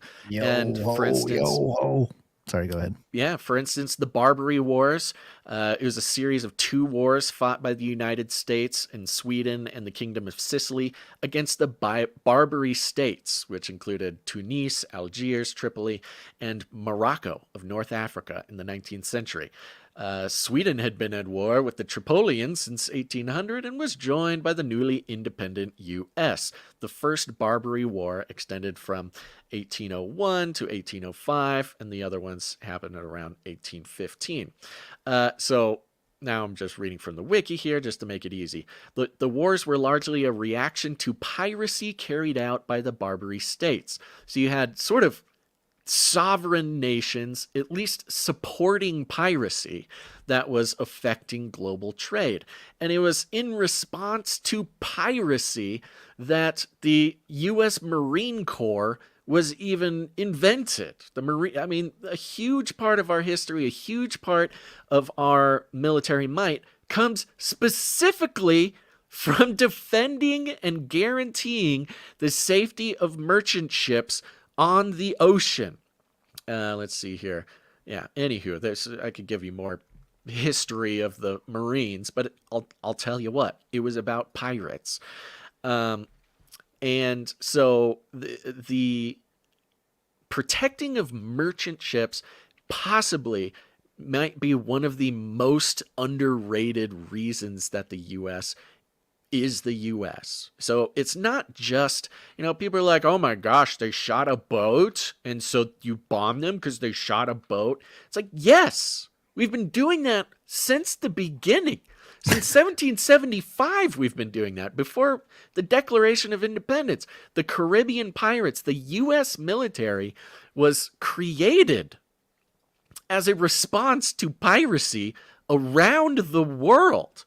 So protecting merchant ships, huge part of American spiritual history, not just military history. It is like the spiritual seed of the U.S. military to protect cargo ships, to guarantee trade. So yeah, when you have Houthi pirates blowing up American merchant ships in the most congested merchant shipping lane in the world, yeah, there's going to be a response. It should not surprise anybody. And on top of that, anybody remember the Lusitania? The British ship, the British ocean liner, the sinking of which by a German U-boat on May 7th, 1915, contributed indirectly to the entry of the United States into World War I. Again, the unsafety of merchant vessels, of commercial vessels, was the reason. So, people have sort of varying degrees of, of importance they put on this, but it's undeniable that the Lusitania sinking was one of the most critical reasons we even entered World War I. So the safety of these ships is at the very core of American, not just military, but American influence in the world. We first gained the the reputation for being world police because we were literally world police protecting all of the merchant ships. That is why we are who we are. Okay, sorry to be repetitive and to, push on that too much, but it's not too much. I don't think you can stress this enough. So when you see a reaction like this, a possible start to World War III, the U.S. carrying out bombing missions in Iran is not a surprise, possibly sparking off World War III because of a merchant vessel. It is sort of like it's like the trigger built into the spirit of America is literally merchant vessels and us being ready to give up everything to defend them. So it is no surprise that this might be the thing that kicks off what inevitably leads to World War III. Yeah, and the role. No, you're fine. The role of Israel in all of this is very interesting as well, as sort of the hands and feet, if you will, in that region. Of course, the U.S. military is there as well. But I'm reminded of an old friend, Doug Woodward. He wrote about how he believed America was Mystery Babylon in Revelation 17:18, where it talks about the merchants of the earth. How this is the judgment of Babylon. And let's see, we start from verse 9. Then the kings of the earth who committed sexual immorality and lived in luxury with her will weep and wail at the sight of the smoke rising from the fire that consumes her. Now this is what's interesting is I'm pretty convinced that in the book of Revelation, Mystery Babylon is the eschatological city of Jerusalem. There's many indications to suggest that. Of course, Israel is referred to as the bride and she and, female reference throughout the Old Testament as well.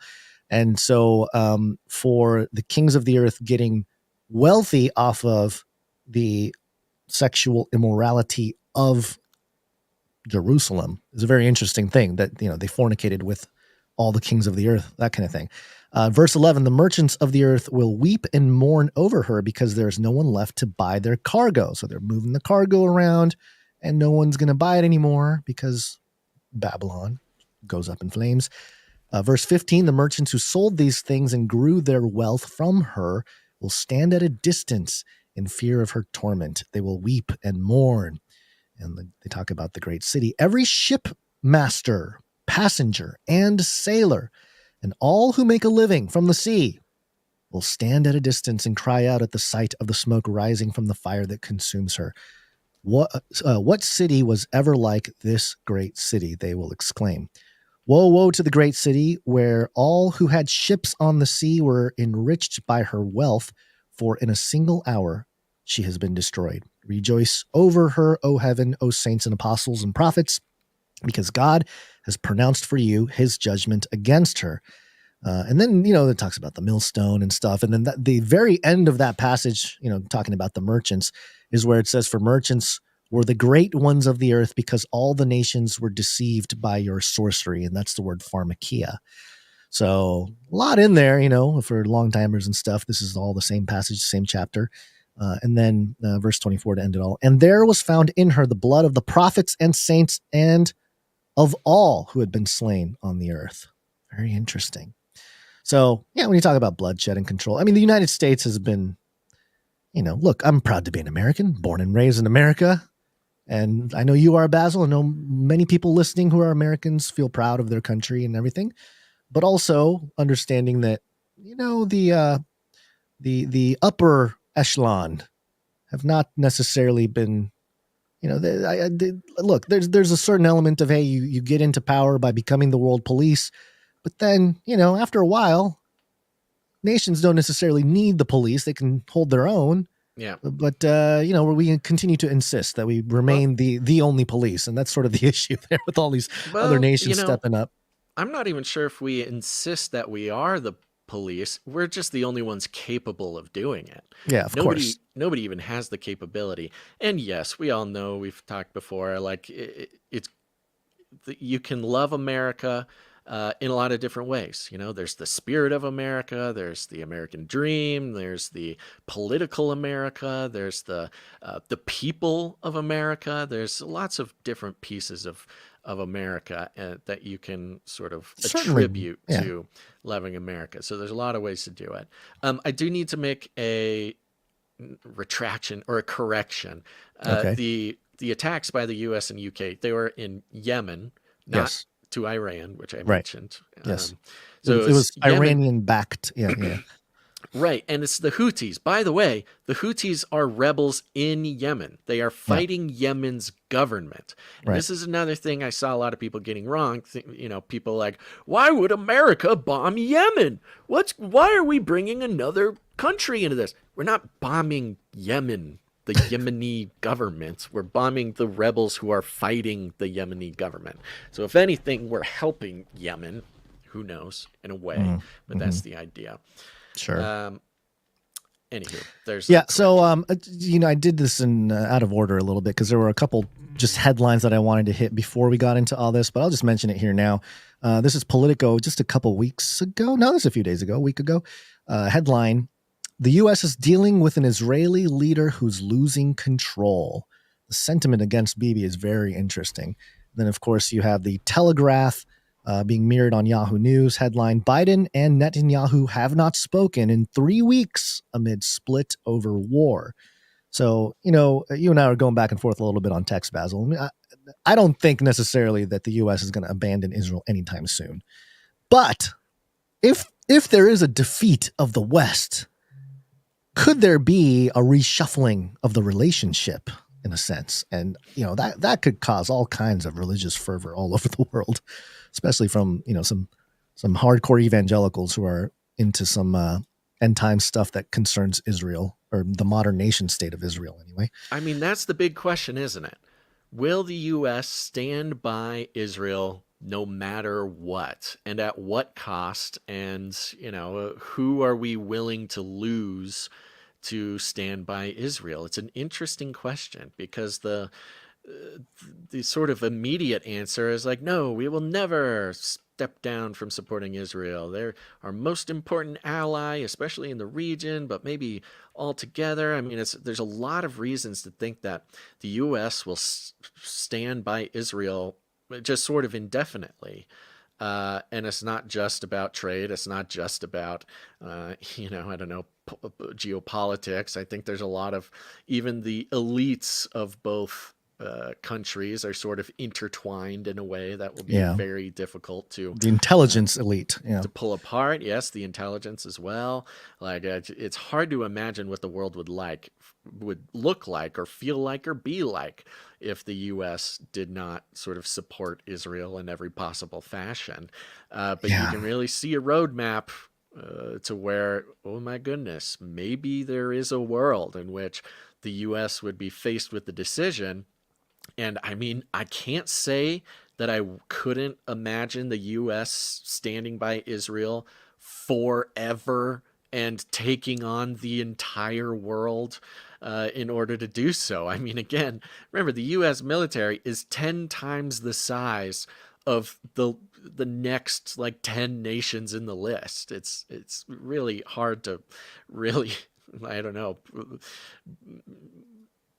put to scale the size of the U.S. military, but you get the point. But in a world, I mean, it's so hard to, it's crazy how you can imagine, it's easier to imagine Israel and the U.S.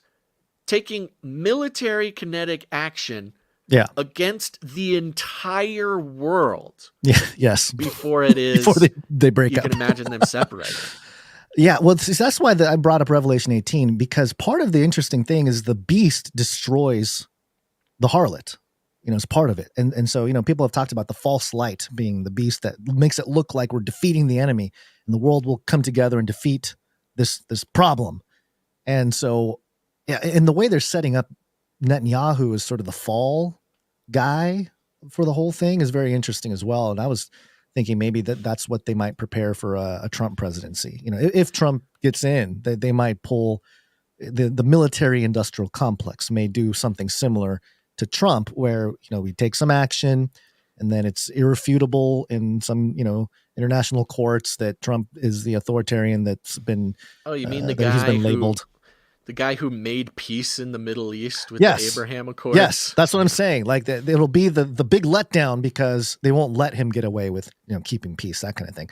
So I don't know. Who knows? But yeah, it's when we look at Bibi's sentiment out there, it's very interesting. I feel that it is a blueprint that they might try to pull off should Trump get back into office, which all indications suggest that is where we're headed this year. But I wouldn't be surprised if that happened. With all the best that we would want Trump to do, all the good things, to expose the deep state and all that stuff, drain the swamp, whatever it is, like you said,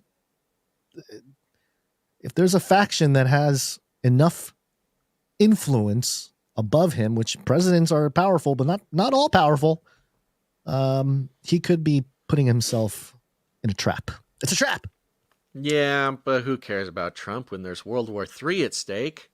Well, he would be the guy to accelerate that, I mean, he did get kind of reeled into the vaccine thing, and the lockdown stuff. So yeah, I don't know. I don't think we can know what Trump would do until he's actually there. That's kind of his thing. Is his absolutely. He's gonna have to come down in a UFO and stop the conflict. Yeah, sure. I really think that's as possible as the U.S. splitting with Israel. Yeah, no, I think it's more likely than the U.S. splitting with Israel. You went over Bibi's quote, right, from Saturday. Which one? The one that he says that no one will stop Israel us on the way to victory. Yeah. Fox News had the headline: Netanyahu declares no one will stop Israel's war to end Hamas after World Court hears genocide allegations. So, yeah. And I was going to clip this because they had on somebody. Fox News had on is more pro-Israel. Oh, by the way, I was going to mention this to you, Basil. I was going to talk to you about this before the show, but I forgot.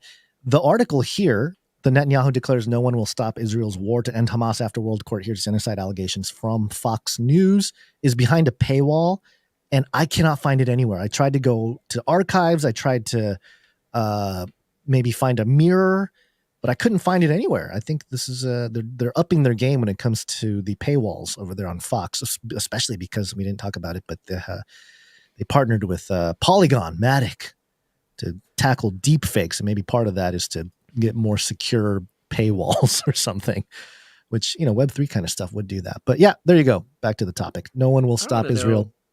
I want to know what would actually happen if Israel loses the ICJ case. Like, what does that mean? How is that enforced? What is the actual condemnation? I mean, that's what I don't fully understand. He will be it's uploaded. One thing to sort of symbolically be accused and convicted, charged with a genocide, crime. Yeah, but what does that mean? What happens? I don't know. I can't see anybody actually trying to answer that question. I know we've never been in that situation, so I don't know. I mean, we have, but not in a few decades. Yeah. I don't know. Maybe it's all nothing. Well, maybe it's all nothing and everything's going to be fine and all the hoopla is just, getting us through the day.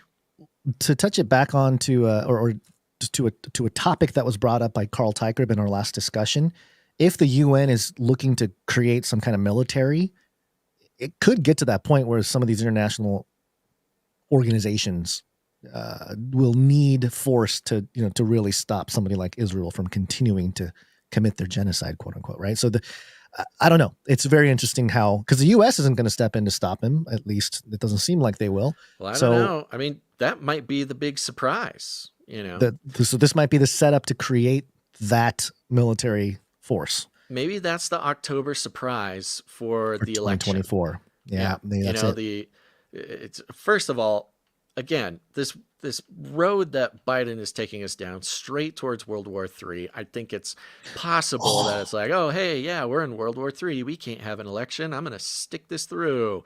There's precedent for that. The U.S. has done that before. Listen to this. Admittedly, this is just a ChatGPT prompt. Okay, I just asked the question that you asked, Basil. But depending on the accuracy of this, who knows? But it says here, it depends on the nature of the cases. So, as the World Court primarily handles disputes between states rather than criminal cases against individual leaders, So I don't know if I questioned it wrong there. It's the principal judicial organ of the United Nations and deals with cases involving international law enforcement. The ICJ does not have an enforcement arm like the domestic court. If a state is found in violation of international law, the court's judgment is supposed to be binding, but enforcement relies on the United Nations Security Council and the willingness of the states to comply with international law. So there it is right there. There's your international force by the UN created to mitigate this Israel conflict. Which the U.S. has veto power over. So it would not matter at all. Veto on are you talking about kinetic veto? No, I'm just saying the UN Security Council, the U.S. has veto power in the Security Council, and it doesn't matter what is brought up there. Legally, the U.S. can just veto it. So if there was a vote or a movement to whatever the word create is, a military force to actually enact or what's the word I'm looking for? Enforce some kind of. That's what it is.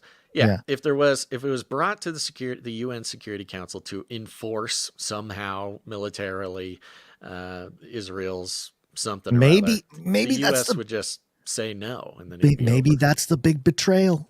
Maybe the U.S. doesn't show up for the vote. Yeah, I guess that's always possible. You never know. Sort of House of Cards. They need to go into the hospital for prostate cancer treatment. The U.S. is getting prostate surgery. Okay. Meanwhile, let's keep moving. There's a lot here, and it's a lot to think about. But it is a lot to think about. But of course, to round things out, it will kill. We're all gonna die. Scientists to deliver a warning about nuclear war with Doomsday Clock 2024 announcement. Here we go again. It's about time. It's the time of year for Doomsday Clock update. That's what it says in the article here. It's almost that time again. Time for the annual update of the Doomsday Clock, the symbol of how close the world is to civilization-ending catastrophe. First set in 1947, the year before the nation-state Israel was founded, and the year of Roswell and all that kind of stuff. The Doomsday Clock warns humanity about how close or far we are to destroying our world with our own dangerous technologies. Quote, "It is a metaphor, a reminder of the perils we must address if we are to survive on the planet," according to the Bulletin of the Atomic Scientists, which sets the symbolic time each January. In recent years, the clock's settings have mostly reflected the risk of nuclear war and dangers of uncontrolled climate change. This year, the clock will be updated on Tuesday, January 23rd at 10 a.m. Eastern Time in Washington, D.C. The last announcement in January 2023 came before the beginning of the Israel-Hamas war, but amid nuclear tensions surrounding Russia's invasion of Ukraine. So it talks a little bit about the Doomsday Clock history. Do you care to hear that, Basil? I think most people are somewhat familiar with it. But if you're not, it'll be brief here. The clock was maintained. Yeah, it was maintained by the Bulletin of the Atomic Scientists since 1947. The group was founded in 1945 by University of Chicago scientists who had helped develop the first nuclear weapon in the Manhattan Project. The scientists created the clock in 1947 using the imagery of apocalypse, midnight, and the contemporary idiom of nuclear explosion, countdown to zero, to convey threats to humanity and the Earth. Let's see, there's a part in here that I wanted to mention. Who decides the time on the Doomsday Clock? It is set each year by the 22 members of the Bulletin's Science and Security Board in consultation with its board of sponsors, which includes 11 Nobel laureates. Nobel. What did I say? Noble. Oh. Close enough. The big one, AI could affect the timing of the clock this year. USA Today asked Rachel Bronson, president and CEO of the Bulletin of the Atomic Scientists, about the factors that will affect the clock's timing this year. Quote, "Climate change and nuclear risk continue to play very large factors in setting the timing of the Doomsday Clock," she said. Quote, "As the effects of the climate crisis become more felt and the threats of the nuclear escalation in Ukraine and nuclear arms racing globally continue to loom large, for many years, we have also considered various disruptive technologies, from online misinformation. I didn't know online misinformation was a disruptive technology, but okay. To bioresearch, she said, This year, the technology conversation must also include the recent rapid achievements of AI. Dun, dun, dun, dun, dun. The AI So they're has sort of admitting entered. that AI is going to destroy the world. It has entered the fray when it comes to the, just another tool in the toolbox of Armageddon, Basil. Okay, cool. Okay, it goes into more stuff here. So what, how, when, how many seconds before midnight are we? Well, apparently we are 90 seconds to midnight now, Basil. And I found a chart that looks at the year by year, how many ticks are we from Armageddon? And it looks like, oops, went past it here. Got pretty close. It got down to, 2.5 minutes or so in the 50s.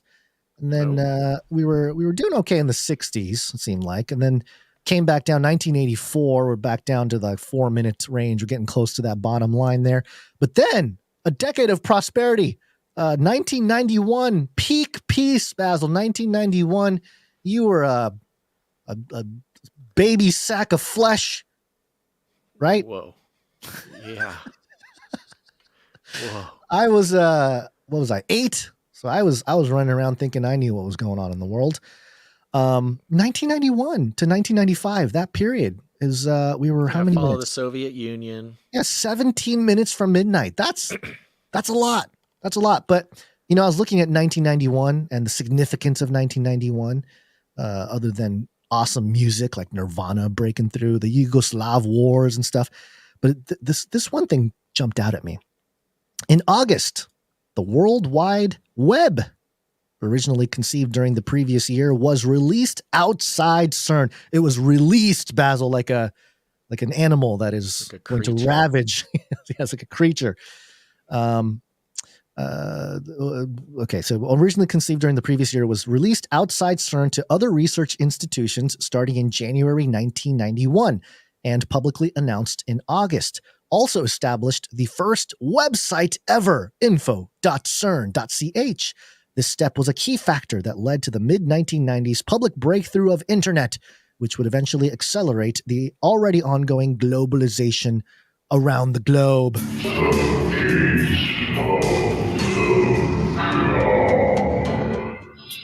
Thanks, Basil. CERN.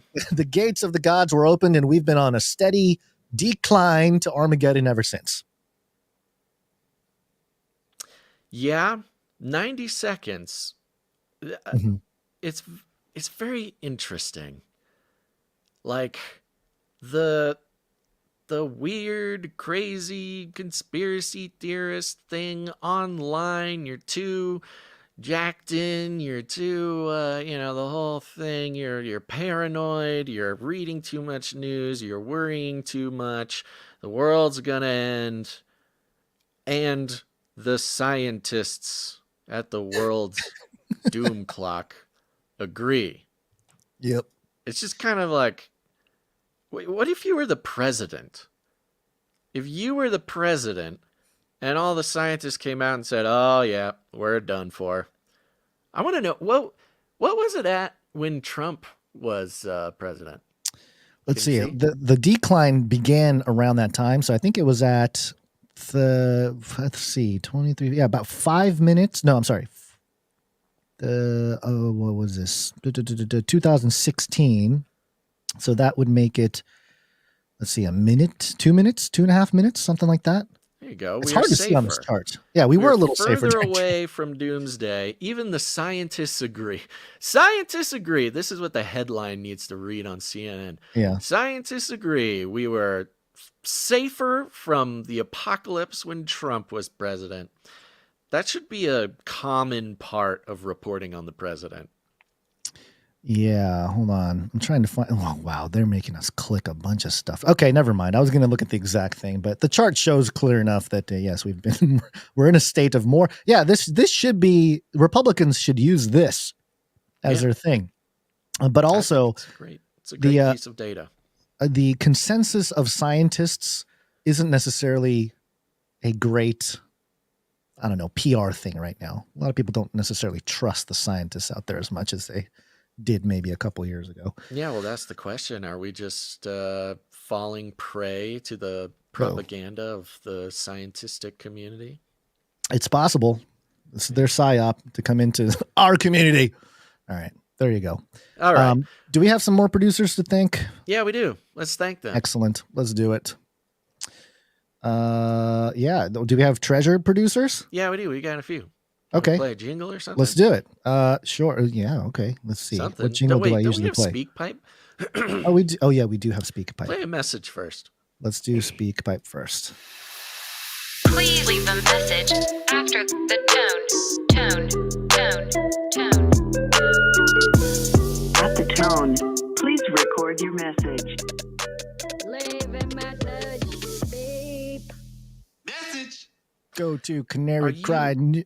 Yeah. Real quick. Are you messing with the volume during Nope. like those jingles? Nope. Because the volume is really erratic to me during that jingle. I don't know if it was like that out on the stream, but Probably.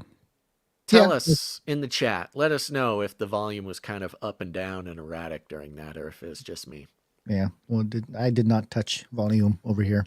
Okay. Yeah. Go to canarycrynewstalk.com. Any of the pages there. There's a green tab on the right side of the bottom. Click on it. It'll open a window that allows you to record an audio message of up to 90 seconds. Ooh, 90 seconds. Like the seconds, every second you spend giving us a message, it's a tick closer to Armageddon. Yep. Another but great also- reason to leave a message. And if you want it to remain private, let us know at the top of the message. Got a couple private messages recently. Appreciate it for those of you who sent it. You can also leave pre-show prayers. I want to thank Anthony H for leaving that pre-show prayer. Little audio stuff going on with that prayer, but it's okay. We got it coming through nice and clear. And today we have a message from Sir Ike. Hey, Canary family, Sir Ike here. I wanted to make another announcement that the meetup we had planned this week for Jefferson City, I have rescheduled for Tuesday, January 30th. It'll be the same thing. We'll do a knock and shock in the morning, followed by at 4 p.m. we're going to meet at Eris's Pizza. So if anybody wants to come to that, contact me for more information. It's canarycrysupply@gmail.com, and I'll let you know. Thanks. Okay. We're back on, folks. The Missouri Jefferson City meetup is back on for January 30th. So put that on your calendar. We will adjust flyers and info as we can at canarycrymeetups.com. But there you go. Missouri Canarians, or if you're in the area, if you're within striking distance, this would be a great meetup to go to. Not only because meetups are very important to meet other human beings in your area who you can band together with once the 90 seconds Doomsday Clock reaches its final conclusion. But also, it's good for your health. It's good for your psychological health, good for your spiritual health. Connect with other listeners of the podcast. You'll have a lot in common. And perhaps they might be the only ones that you can talk to about some of the stuff from the show. Who knows? I don't know. But this one's also very special because you will be performing a knock and shock at the representatives' offices in Missouri, where, that is action. That is local political action at its best. I think it's in conjunction with the Missouri Freedom Initiative. If you really care about the spirit of American politics, if you want to have an impact on your local communities, if you want to see in action what it looks like for, American loving people who want to not just siphon as much value from whatever the government as possible, but actually be involved in its perfection, its ever perfecting, evolving state. Go get involved, even just to learn how these knock and shocks happen. So Missouri or Missouri adjacent producers, Jefferson City, January 30th. Get in touch with Sir Ike. I was muted. Yep. Very good. We have another message from Trump. We will launch a new age. I am innocent. Innocent. They're coming after me. They love killing. Okay. And here a message from the Dawn. Ooh. Yeah, here we go. Houston, we have a problem. The Hat Man thought he could pull one over on us. Thought he could give us the old bait and switch, the old bamboozle. Not on my watch, folks, not on my watch. A vote for me in 2024. Here's what I will do. Day one. My first order of business as the president. I will sign an executive action instituting Operation Cool Beans. Yes, folks, that's right. No longer will your grinders cry out. No longer will your French press moan and wail, longing for the nano roast. I will give you all the nano roast. Okay? I will make it happen. If the Hat Man isn't going to make it happen, believe me, I will make it happen. With such great force and speed, the likes of which no one has ever witnessed. That's right. So vote for me, 2024, Operation Cool Beans will be a go. And together, we can make supply drops great again. Well, as usual, thank you, Donnie, for the message. And as usual, it took a little bit of decoding for me to understand what's going on, but I get it now. Thank you, Trump. He's talking about the Canary Cry Cafe coffee roast. That was the nano roast. Yeah, it was the Black Goo nano roast. It came in, I think it was 2 supply drops ago. And there was always the question, are we going to do this regularly? I don't know what sort of connections Donald Trump has to our coffee roaster, but this was a custom roast by a producer of the show and packaged up. Little sample bags went into the supply drop. And it sounds like maybe might be time to make it a more regular thing. I don't know. We'll have to talk to the people. And the Hat Man took me a while. That's Sir Tinfoil Hat Man. That's Sir Ike. Got it. Okay. Well, we're going to open up that conversation, Donald. Thank you very much for your support of the Canary Cry Cafe roast. Yep. There you go. And that's all the Davy Frost. We have. Davy Frost in the chat says the nano roast was tremendous. Oh, fantastic. I liked it too, by the way. I have mine sitting here. I have not tried it yet. You should just eat it. I'm lazy. Just eat it. I smell it. Just take a handful and just eat it on air. Come on, it do smells it. good. If I had it within range, you know that I would grab it and chew Just it. chomp, Maybe next episode I'll put it within arm's reach. Yeah, there you go. All right, let's thank some producers. Value for value. We take no money from corporations, commies, or cartels. Yep. We got a few more producers to thank. These are financial producers who are supporting with their God-given resources, and we appreciate them very much. They're putting value back into the show, and you can do it too. Remember, it's all about your time, your talent, or your treasure, whatever works best for you. And in these unstable and uncertain times, the majority of us are not so confident. I get it. We are led to believe that we are on the edge of destruction at any moment. And perhaps that is true. Who knows? But it is an opportunity for those who maybe aren't feeling the pain as much as others to concern yourself with value for value. We are at a place in history where relying on corporations for advertising dollars has got us in a lot of trouble as a society, and which media survives into the future, which ones get canceled, which ones, the advertising dollars are wielded as a weapon. I mean, that's the whole Tucker story. It was advertisers pulling from support of the show that killed the show. It was same with X. They wield these advertiser dollars as a weapon against messaging that they do not appreciate, or just straight up reveals their corruption. And so that's why the value for value model is so important.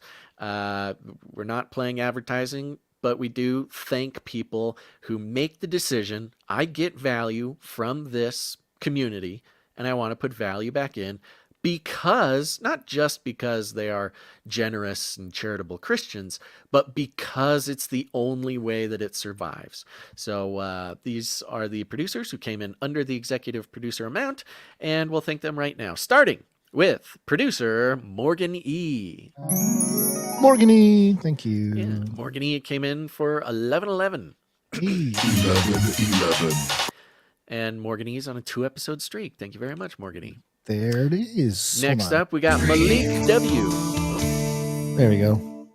I must be coming through really weak on your end. No, I was just already off talking about something else. Here we go. We got Malik W, producer Malik W, coming in for 1111. Thank you, Malik. 11. That's right. We got producer Sylvan C. Ooh, Sylvan C. Yeah. Thank you very much, producer Sylvan C. Signed up for a monthly producership of a round number. Thank you very much, Sylvan. Thank you. Next up, we got producer Travis H. Travis H. Whom I owe an email. Apologies, Travis H. I owe you an email. Came in for 1770. Ooh. And a note that read Acts 1770. And that was it. But I did look up Acts 17:7. Sorry. 17:7. You know what? I included 6 for context. I thought this was an interesting scripture to sort of include here. But this is Acts 17:6 and 7. But when they did not find them, they dragged Jason and some other believers before the city officials, shouting, "These men who have caused trouble all over the world have now come here, and Jason has welcomed them into his house. They are all defying Caesar's decrees, saying that there is another king, one called Jesus." That's very fun, and a very fun sort of what's the word? Exclamatory scripture about the sort of political upheaval that Jesus was causing at the time. Yeah. Thank you very much, Travis H. Yeah, appreciate it. Next up, we got producer Marty K. Sir Marty K. Out of the wrong timeline. Hey, Mr. Marty K. Thank you. Yeah, he came in for $31.32. Oh, just avoiding that $33.33. Thank you, Marty. Sir Marty K. Thank you, Marty. And he has a little note here. I think he sent some pictures. He says, "Hey, fellas and fellow Canarians, to warm up here in the winter times to the dreaded American elections, I found 3 funny pics of politicians. One of them is a winter picture of Adolf." You have that winter picture I'm of Adolf. trying to This find was such a Adolf. silly picture. I thought it was hilarious. Did I grab these? I know I grabbed these somewhere. Hold on. Yeah, I did get them. We mentioned it. We talked about it. Gotta I check know. that I downloads know. folder, You my told me. Oh, here they are. Here they are. Okay. Yes. All right. Here we go. This first one is it Trump? Which one are we looking at? Adolf. Let's see. Adolf. I can't remember ever seeing this picture, but when I saw it, it triggered something very profound in me. And for those who are just listening, is a black and white picture of Adolf Hitler, mustache and all, wearing sort of a fedora hat and some big puffy winter socks. And he's sitting on a tiny sled, a little old-timey German sled like you'd see in an old Christmas cartoon or something. And he is sitting very rigidly, back straight, knees at a perfect right angle, and he's just glaring at the camera. Full stone face, sitting on this ridiculous tiny sled. It is really, really an incredible historical image. Let's see here. Sir Marty's note continues. Here's a picture of Adolf, which is pretty hilarious. I found it on the normal internet, not the dark web, and there are no, signs of any kind. He just looks like a normal grandpa, like Biden. So you should be safe from not my YouTube's crazy algorithm. Yours truly, Marty K. Very fun. Yeah, Adolf hipster, Stefan says in the chat. very he does look comment. like a hipster in that He's picture. very That is hipster. hilarious. Even the sled is like a very hipster sled. It's like a homemade sled. If a put together in his hipster backyard. was going sledding, it Yeah. would be this little old timey German sled. Maybe he was misunderstood, but then that gets us in trouble to even say that. So there you go. No, but it does. So there's an interesting connection here in the sort of filmography of the distant past, which it may be ringing in somebody's ears or in their brains right now, which is Rosebud, which is a famous bit of a film.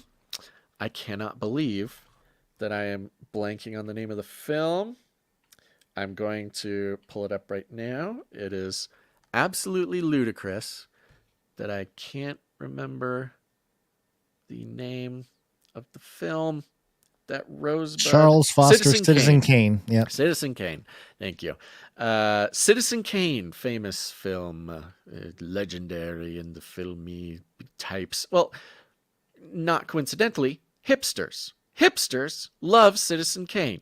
That's right. And Rosebud is the last line of the film, and it turns out the angry old lonely man at the end of the movie was calling out Rosebud, which was the name of his childhood sled, which is this is a very, very sort of ominous picture of Adolf Hitler. I wonder, maybe he just missed his sled.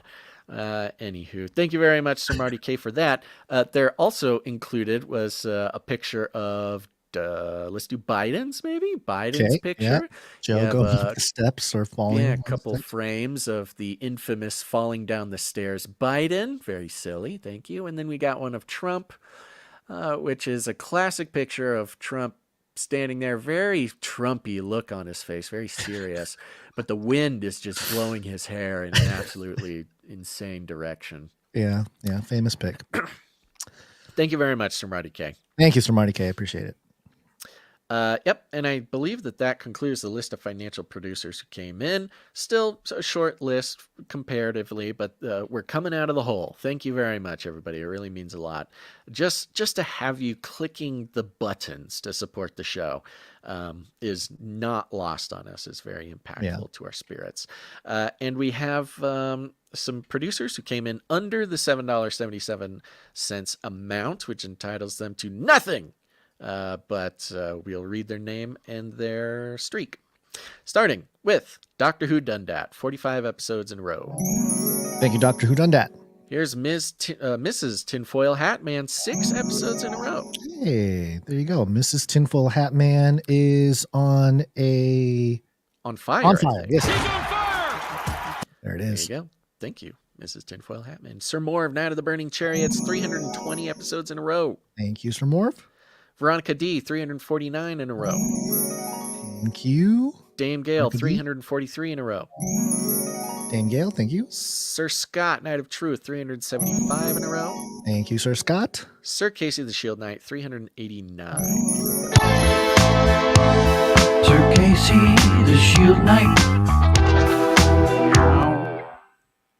There you go. Thank you to all of our financial supporters. We could not do the show without you. It means a lot, and we hope that you are met with blessings in all forms. Yes. Maybe not just because of your support, but maybe even in spite of your support. We appreciate it very much. Yep. You can go to canarycry.support. Canarycry.support. And you can support the show not just with your treasure, you can also do so with your talent. And we're going to thank some producers for their talent right now, starting with audio producers. Audio production.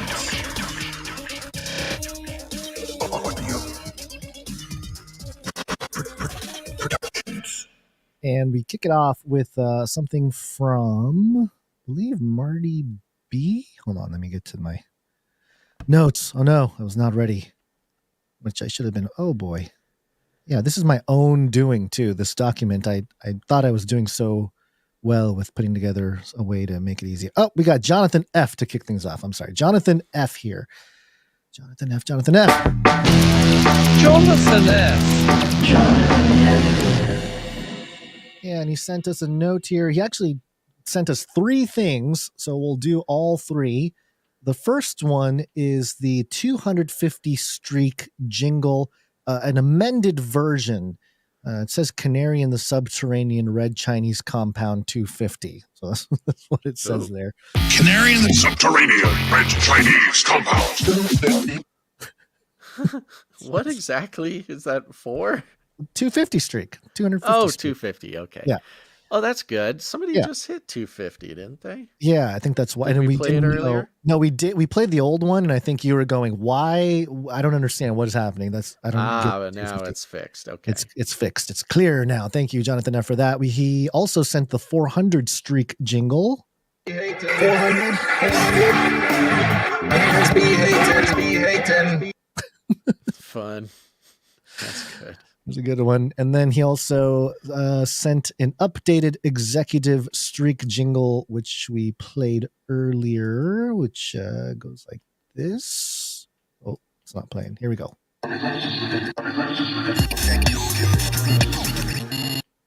There you go. Nice and punchy, Great. all 3. Appreciate it. Nice John and punchy. F. Thank you. There you go. Okay, and I think that's it for the audio production, unless I missed somebody. I'm pretty sure that's all that came in. We do have good amount of art, though. One art, please. And we kick off art with Sir Dove. One art piece from Dove. And Sir Dove, my goodness, he's sent us a very cool piece here.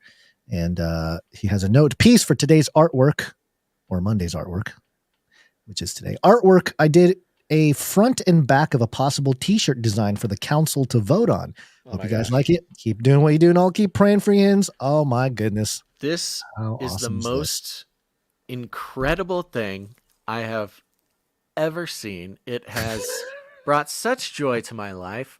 And those who caught last Wednesday's episode, we had a bit of a family sit down about fushigi art.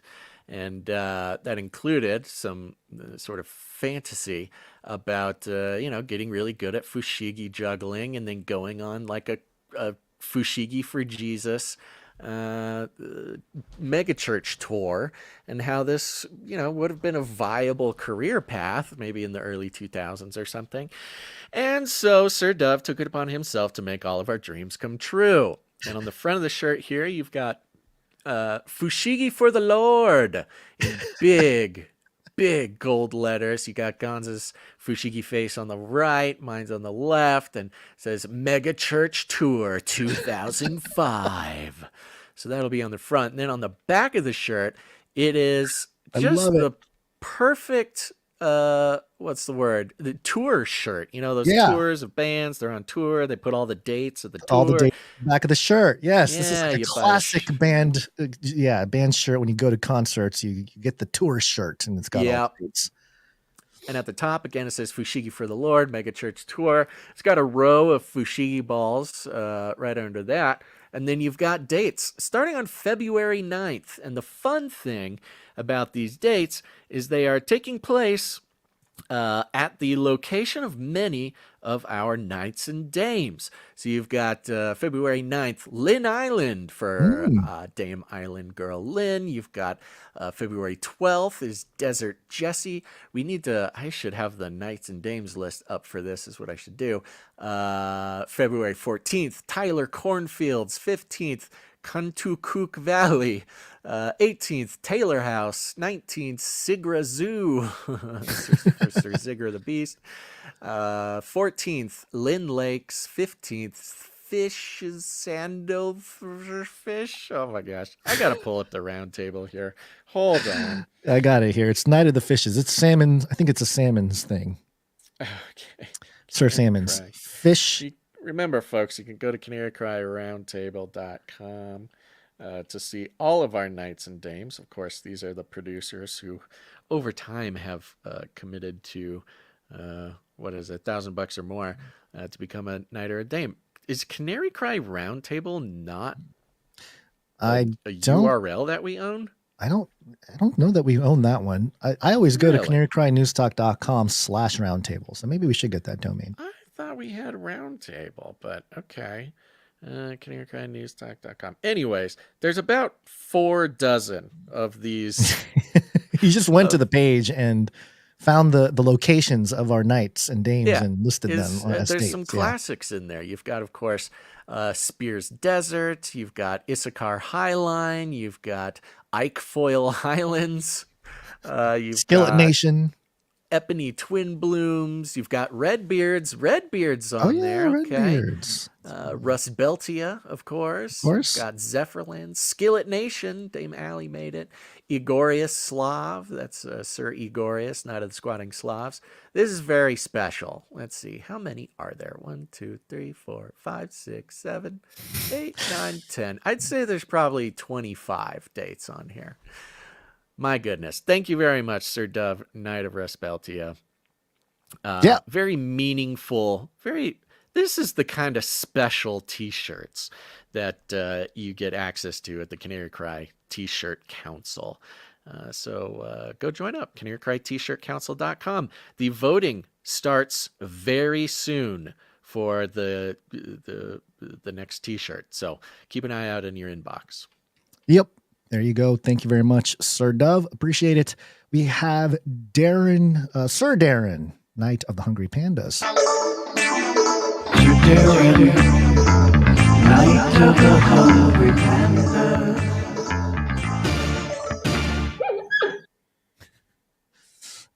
Needs a note. I made a short video of CCNT ads for the pre-stream. If you were here for the pre-stream, you saw it.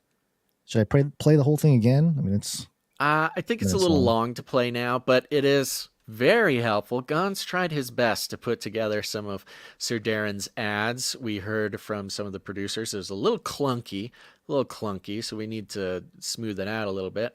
But Sir Darren put another one together for us with some ads that I don't even think we had. And it's a very fun way to start the stream. It's not just the timer as usual. There's some fun stuff to watch at the beginning of the stream. And it is a collection of ads like Body by Basil. We had the Canary Cry News Talk Men's Parfum. What else is on there? I think those are the main ones. And also, his new Flippy countdown animation. Maybe we should play the Flippy countdown animation. Which one's the Flippy countdown? The one that's playing like right now. The one. The one that sounds like the this is in the style game. We've played this. So he made this animation before, which is kind of a green 80s style digital screen, and there's like an 8-bit version of me, an 8-bit version of you. This is from what game is this from? I'm trying to remember the name of the game with Snake. What's the game with Snake? Snake? Yeah, I don't think it's from Snake. No, he's not the. No, he's. Anyway. Oh, Metal Gear Solid. Yes. I think that's what this is from. But anyway, let's play that one. Here we go. Gons, can you hear me? I'm hearing reports about a prototype Flippy arm. Don't tell me. Flippy is coming for our jobs. That's right. You know what this means. Yeah. It's wake-up time. This is Canary Cry News. It has the up, down, left, right, A, B, select, start code, which is ingrained in the minds of all NES players. This was a common cheat code for a lot of games. Up, down, left, right, select, start. But instead of select, start, it's up, down, left, right, CCNT.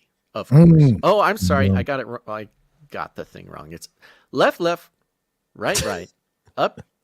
No, up, down, left, right, A, B, select, start is how it usually goes. I don't remember. I remember that. I don't remember the actual exact thing, but yes, there was like a secret way to start the thing. It's been a while. Sort of tattooed onto the neurons of gamer kids from the 90s. Yeah. Well, there you go. Thank you very much, Darren S. We appreciate all your work. Darren S. I really appreciate it.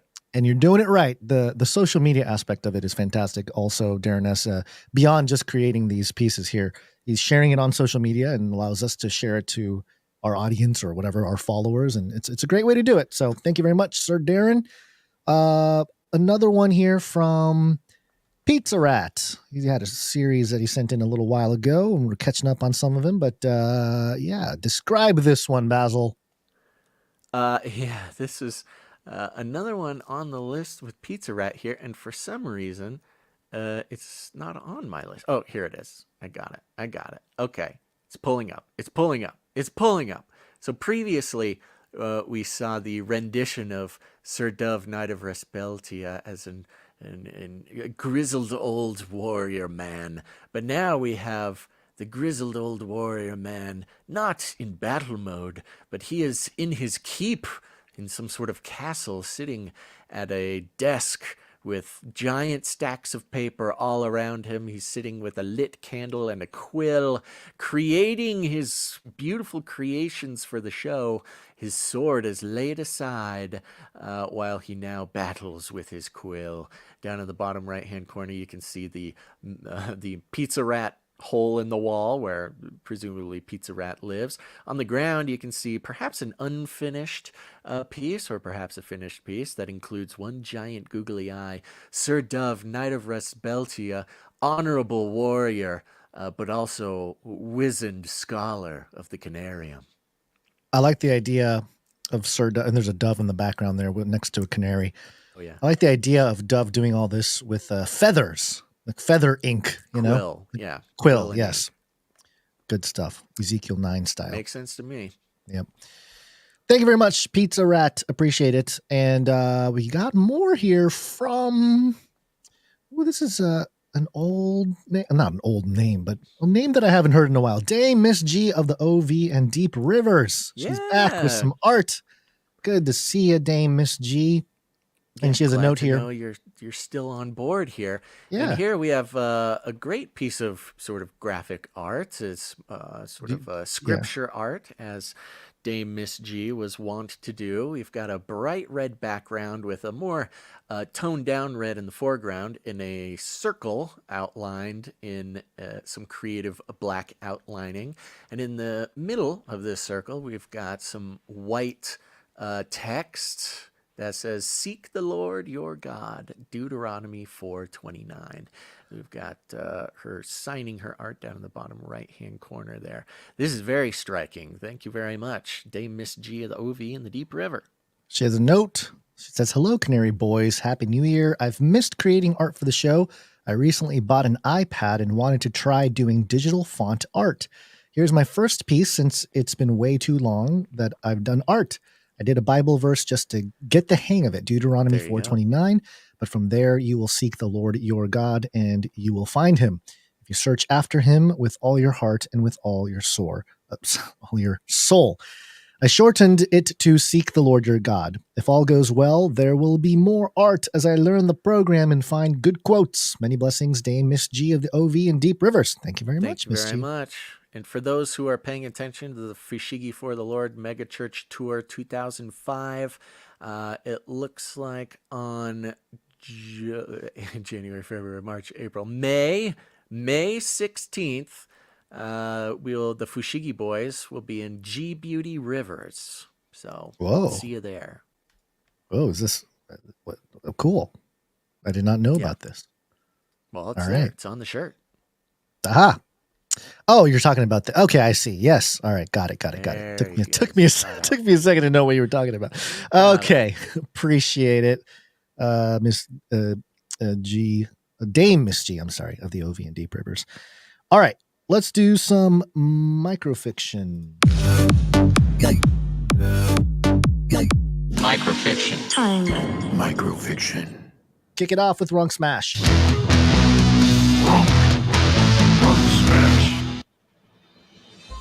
I couldn't make it. I'm sorry. I didn't make it. It's okay. I was trying so hard. Okay, I'm there. Skittering from the pile of recycled drone bits and into the lab is a team of spider projectors. The dark malevolence powering these four crackles silently across their lenses. They wait for the right moment to spring into action.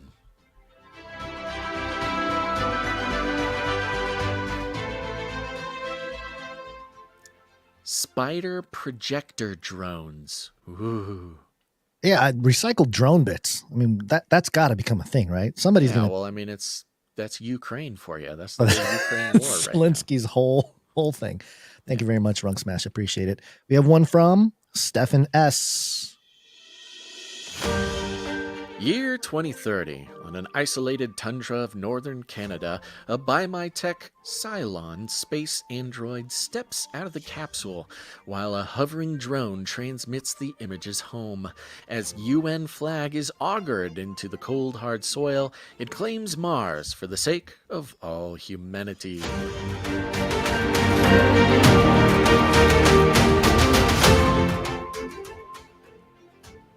NASA Another aims drone. to put human-like robots in space. Yeah, there's another drone story or drone microfiction. Out our ears. A lot of drones. Yeah. All right, one more from Jones.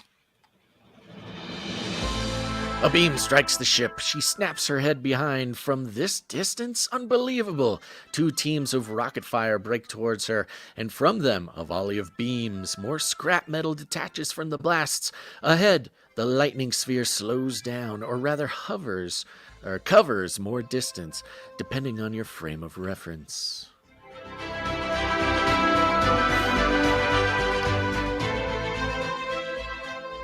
Yeah, I want to know when they're going to bust out the UFO tech in all this geopolitical conflict. Soon, guys. It's got to be the. It's got to be the only answer. Yeah, it's got to be the final play, right? That's the thing we're waiting for.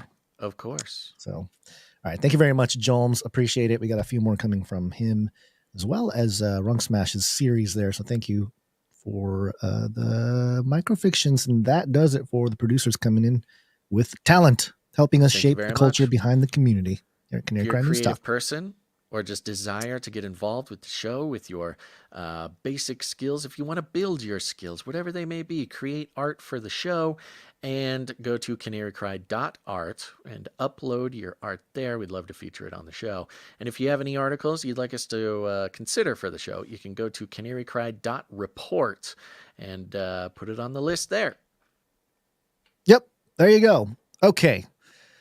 We got one more story here, Basil. And it's a weird one. Very strange one. Here we go. But as the days of Noah were, so shall also the coming of the Son of Man be.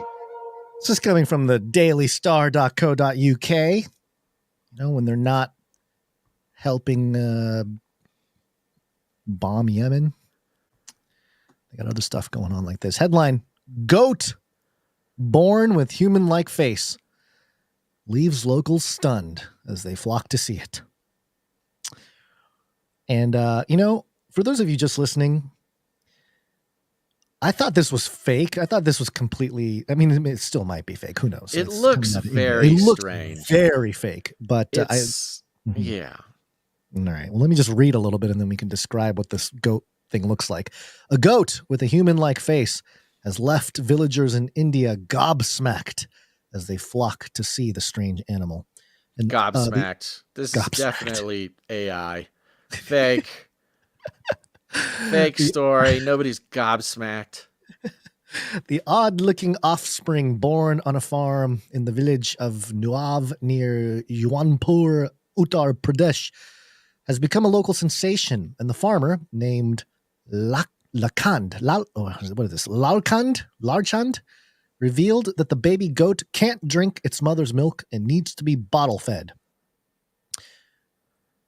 Okay. Unneeded. All right. Unneeded detail.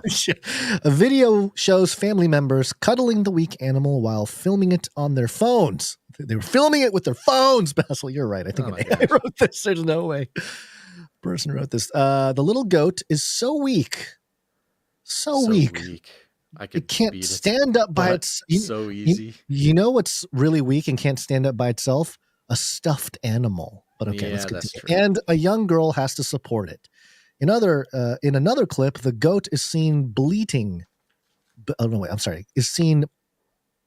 Yeah, B-L-E bleating is the noise a bleating. goat makes. Okay. Oh, I didn't know that. Bleating as it mum nudges its floppy legs with her nose. Mum nudges? Mum nudges. What does that mean? I don't know. You're the animal expert around here. Mum You knew what nudges. bleating meant, but you don't know mum. I'm Maybe assuming it's just a UK nudging thing. his mum. Yeah, maybe. Mum nudging its floppy legs with her nose. Okay. Vets reckon the goat's strange appearance is down to a calcium deficiency. Oh, yeah, of course. The goat needs more milk.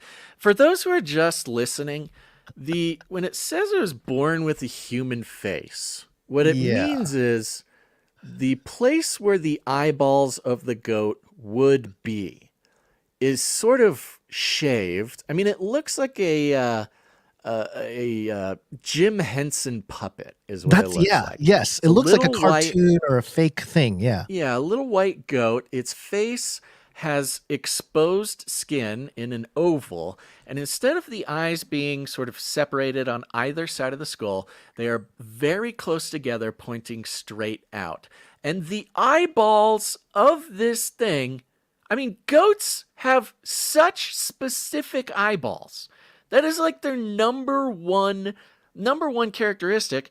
Not only that they have weird eyeballs, but that the eyeballs are specifically terrifying and off-putting. And that's, weird. Goats have weird eyes. We all know this. Goat that are, right smack next to each other on the front, the forward facing of its head, look like the human version of googly eyes. They are gigantic, round, white eyeballs with gigantic, round, black pupils. But they're like, that's it. It looks like googly eyes, like huge googly eyes pasted on the front of this goat thing. And on top of that, there's eyelids. There's eyelids on the eyeballs that look absolutely ludicrous. This is a puppet or a demon. Maybe it's a Nephilim. Demon. It's baby Nephilim. Yeah, born in a village, very humble Days beginnings. of Noah. If one of these popped up, I would have drowned the world also if I had the power. This would definitely be the occasion to destroy your creation because of the abomination of creation. Yeah, the corruption of my good all creative flesh. work. Yes, all flesh should become corrupted. And there I you just go. drown it all because of this creepy little guy. I mean, yeah. There's some people in the chat saying that this is an old story. There are, I don't know. There's the article here states that it is not the first time something like this has happened in India. In 2020, the Daily Star reported on one such mutant goat, which was worshipped as an avatar of God. I remember that. I think we talked about that goat as well. It is. Yeah. This is a new goat. This is a different one from the one from 2020. This is not. I mean, the God allegedly. Goat. Allegedly, yeah. If the Daily Star is to be believed, this is now the second stupid-looking goat. Yeah. So it says here. They're talking about the two-faced goat. This is a different goat they're talking about at the end there. They named it Harvey after Harvey Dent of The Dark Knight. This is the two-headed goat. Insensitive. Yeah. PETA's going to come after me. Yeah. I mean, the thing that struck me was, the once again, the time manipulators or whatever, the other Basils or something, are just messaging you through the most bizarre news stories. And why not out of India, where we can't verify anything? Interdimensional. There's some sort of Stargate in India that is just sending joke goats through the Stargate into our dimension. Well, you did the Lucifer goat joke the other day. Remember we were talking about LG, and you said Lucifer goat, and then blip, blip, blip, blip, other side of the portal, boom, googly-eyed goat. Yeah, this is definitely some sort of demon. Or a fake. Warning. Demonic presence threat level 5 entering main laboratory. Yep. Watch out. Watch out. All right. That's it for today, Gons. Thanks. Thank you to all of our producers, whether you came in with your treasure or your talent. And I'd also like to thank some producers who came in with their time, starting with the timestampers. Oh, I've been fighting. It's hard work. Been fighting burps all show. The show burps are back, folks. I'm trying. I'm sorry. Yeah. Yes, the timestampers, they're very helpful individuals. They are maybe the most faithful producers, or they are at least on par with the producers who are streaking for almost 400 episodes in a row. And we love them very much, and that their time-stamping work goes into so much of our back-end processes. And so I'd like to officially and cordially thank the producer who did episode 705 timestamps, who was Gons. Morgan-E and Jade Bouncerson. They were Double partnering up on team. that. Thank you very much, Morgan-E and Jade Bouncerson, for your help, your work there. Yep. And remember, folks, there is always an open call to help with the timestamps. Just send us an email at canarycryradio@gmail.com or go to canarycry.support. Go to the bottom, fill out that form. Thank you to Jam for the links. Thank you to Clank for clanking. And thanks to everybody who shared this show. Don't forget to hit the like button before you leave, please. That helps a lot. Don't forget to share the link with your friends on social media, your real, true friends, your ride or dies on Twitter or X or whatever. But, it's a new year, it's a new you, it's a new time to find a new way to share the show. It's depending on all of us to share the show in every possible way that we can. And perhaps, you've transcribing it onto parchment and throwing it in a bottle and throwing the bottle into the ocean and waiting several years for some person on a faraway beach to find your bottle with podcasts in it. Maybe that's so 2003. And you need to find some sort of 2004 new, fancy, flashy way to share the show. I don't know. There's lots of different ways to do it. You're going to want to pray about it. But one thing you could do is rent out an entire cargo ship and fill it with the podcasts. We have like 706 episodes now. Surely that's enough to fill the hull of a cargo ship. And just go park it. Do some donuts out in the Red Sea, right in front of Yemen there. Just wait for some silly Houthis to come out and launch a missile at your podcast shipping ship. And what they don't know is that podcasts are extremely explosive. Yes, they have the force of incalculable minds blown. So, you package up all 706 episodes worth of mind-blowing truth. You hit that with a Houthi missile, and boom! Now you've got podcasts reigning over the entire Middle East. And You got super loud in my ear all of a sudden. Get a clue. Oh, yeah, I don't know. We're still working on this technology thing. It's tough, folks. But there you go. That's just one way you can share the show. You don't got to share it that way. You can share it whatever way you want. But the point is, we call it rattling cages, and all you got to do is walk right up to them, grab them by the cage, and then you shake it. The end of the world occurred pretty much as we had predicted. I want to shake things up, stir up some controversy, rattle a few cages. Hey, stop that! You'll never silence me. I'm the last angry man, a crusader for the little guy. Leave the bird alone! Never. Rattle a few cages. Rattle a few cages. The human race will have every opportunity to improve. And if they don't? Ask Noah. That's right. Just ask Noah. Guns, you got any last words? I forgot to thank some people for their snail mail. Oh. So I will do that on Wednesday. Yeah. Because there's a couple things that came in, and appreciate you guys who sent in the snail mail. But yeah, we will properly thank you on Wednesday. A little note here from Tower over on Twitch said Basil volume didn't change in the stream, Gonzo. Okay. That volume change Great. on your side. Great. I love not pressing any buttons and volumes changing. This is a fantastic feature of But the the point new being, I stuff. think it was just for you. Like, we're Great. not getting a quality monitor of the situation. Apparently not. Because, for instance, just now, your voice got very loud for me. I do not know if it got loud for anybody else. And we are getting that lack of change confirmed over on YouTube. Great. Okay. All right, everybody. Thanks for tuning in to this episode of Canary Cry News Talk. Make sure to tune in next time. But until then, think outside the cage.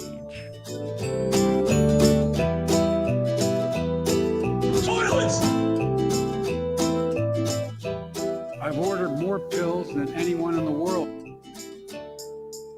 Remember, reality is an illusion. The universe is a hologram. Buy gold. Buy!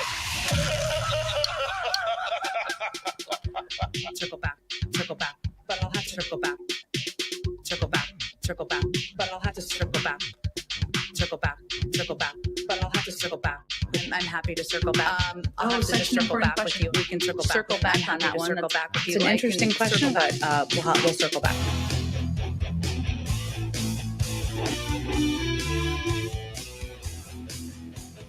Onward, Christian soldiers, time to take a stand. Upward, Christian soldiers, march to the promised land. They scourged us and purged us, they hate our Jesus.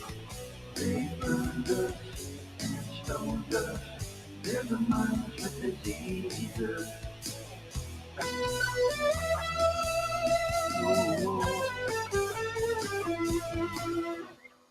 Onward, Christian soldiers, raise his banner high. Upward, Christian soldiers, lift his name to the sky. They accused us and abused us, they threw their souls away. They cancel, try to shame us, but we can't be denied.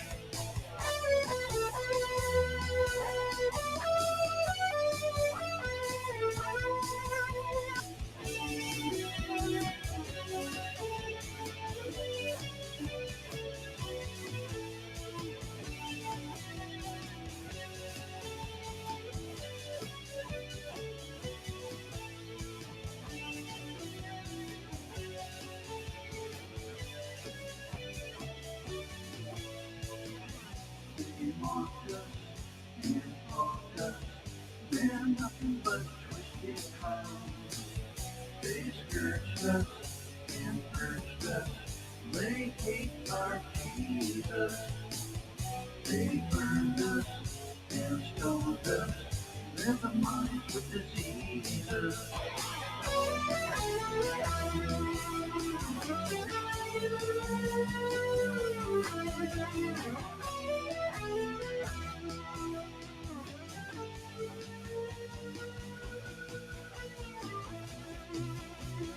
Onward, Christian soldiers, trying to take a stand.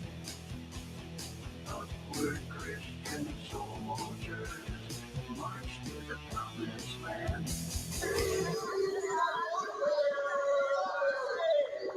Then Fetterman says that The joke is on you. I had a stroke. I can't fully understand what you're saying. I had a stroke. I can't fully understand what you're saying.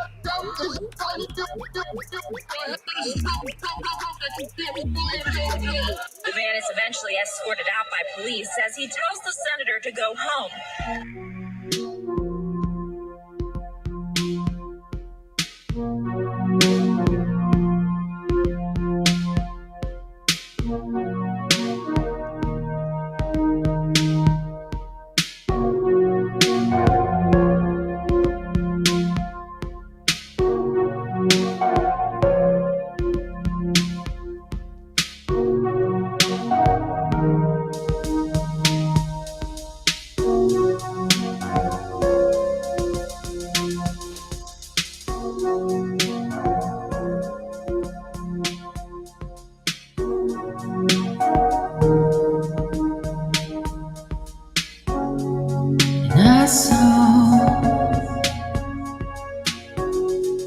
another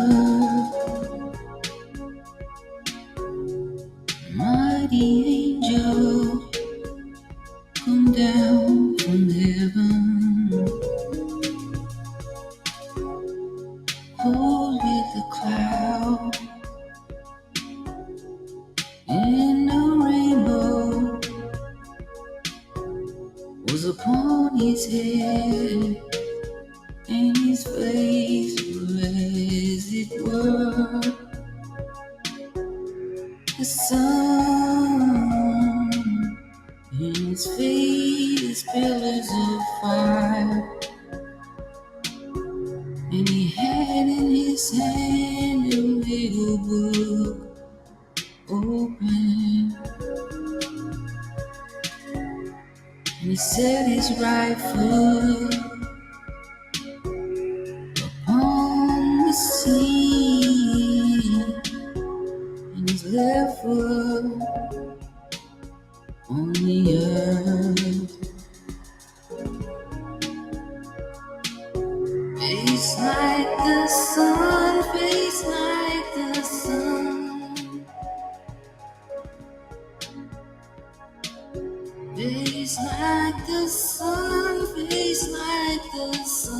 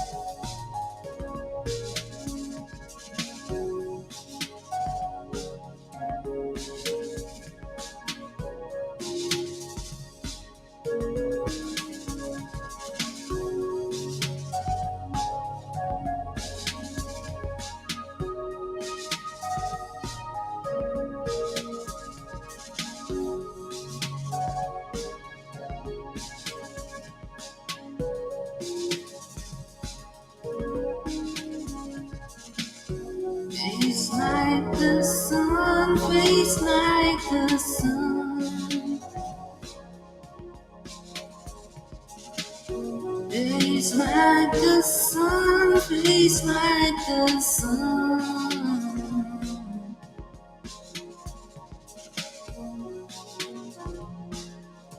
Face like the sun, face like the sun,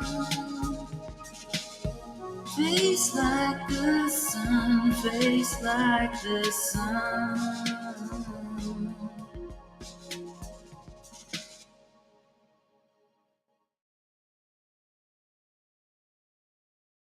Value for value. We take no money from corporations, commies, or cartels. Canary cry like support.